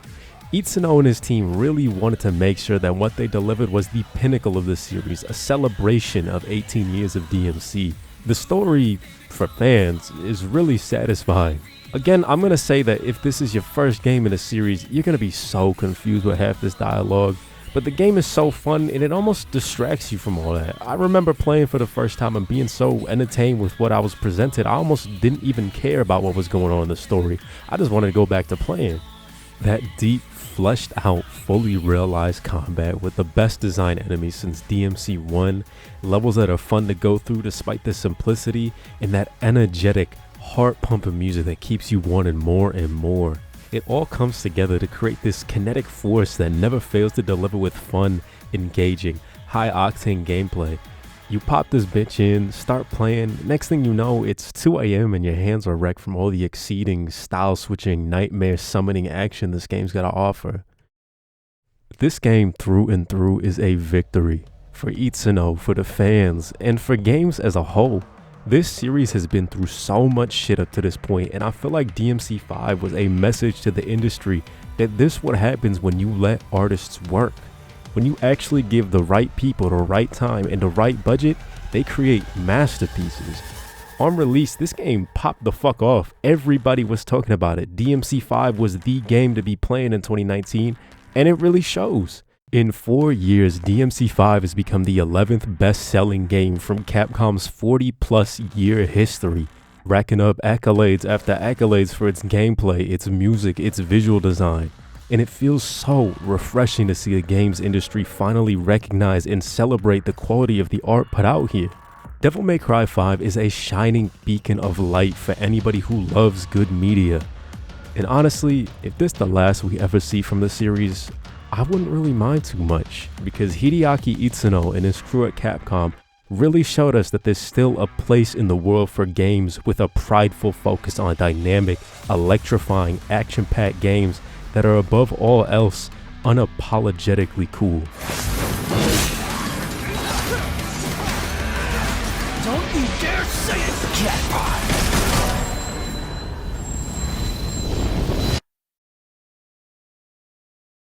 Oh yeah, and in 2020 they re-released the game and let you play as Virgil, and he's probably got the greatest theme song I've ever heard in a video game. Oh, and he's pretty fun to play too, I guess.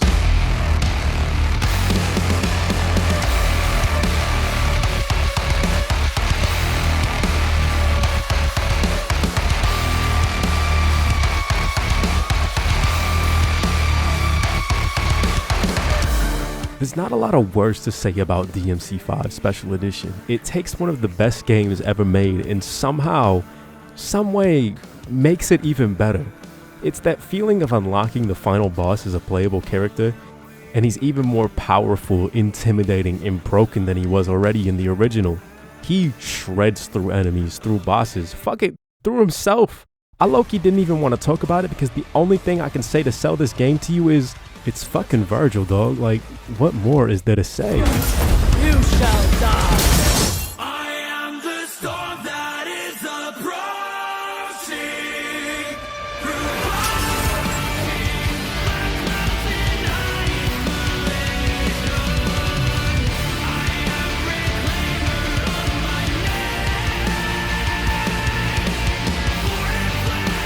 I have been blessed. My family Christians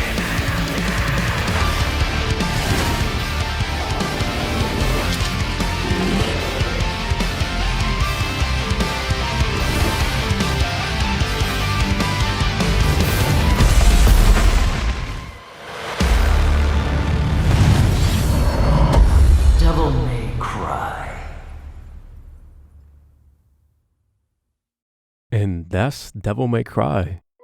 I said at the start of the video that there's something special about a franchise like this, and even now, 2.5 years later, I still feel that. Not just in the games themselves, but the story behind the development of every single game. The story of Hideki Kamiya, Team Little Devils, Hideaki Itsuno as well. This series has made me appreciate the names and teams behind the games I play so much more.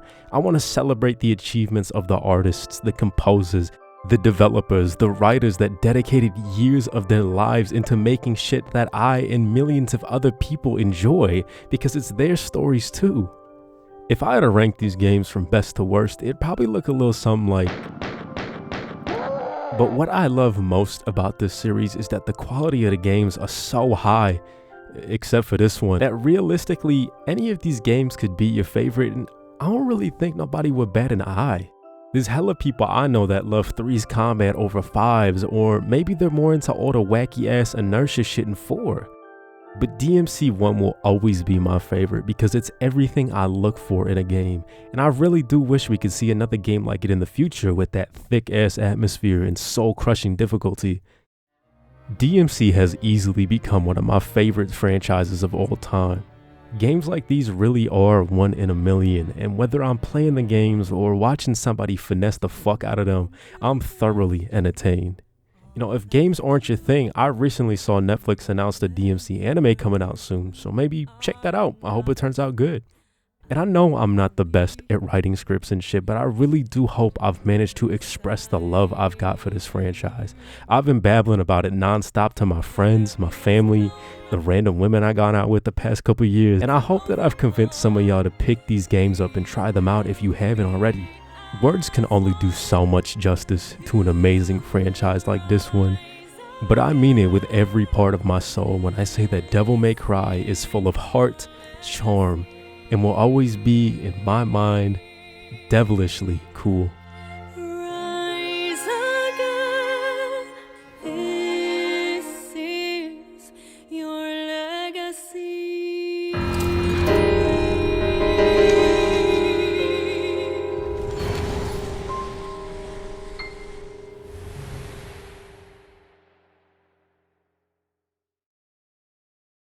And no, I'm not talking about the fucking mobile game.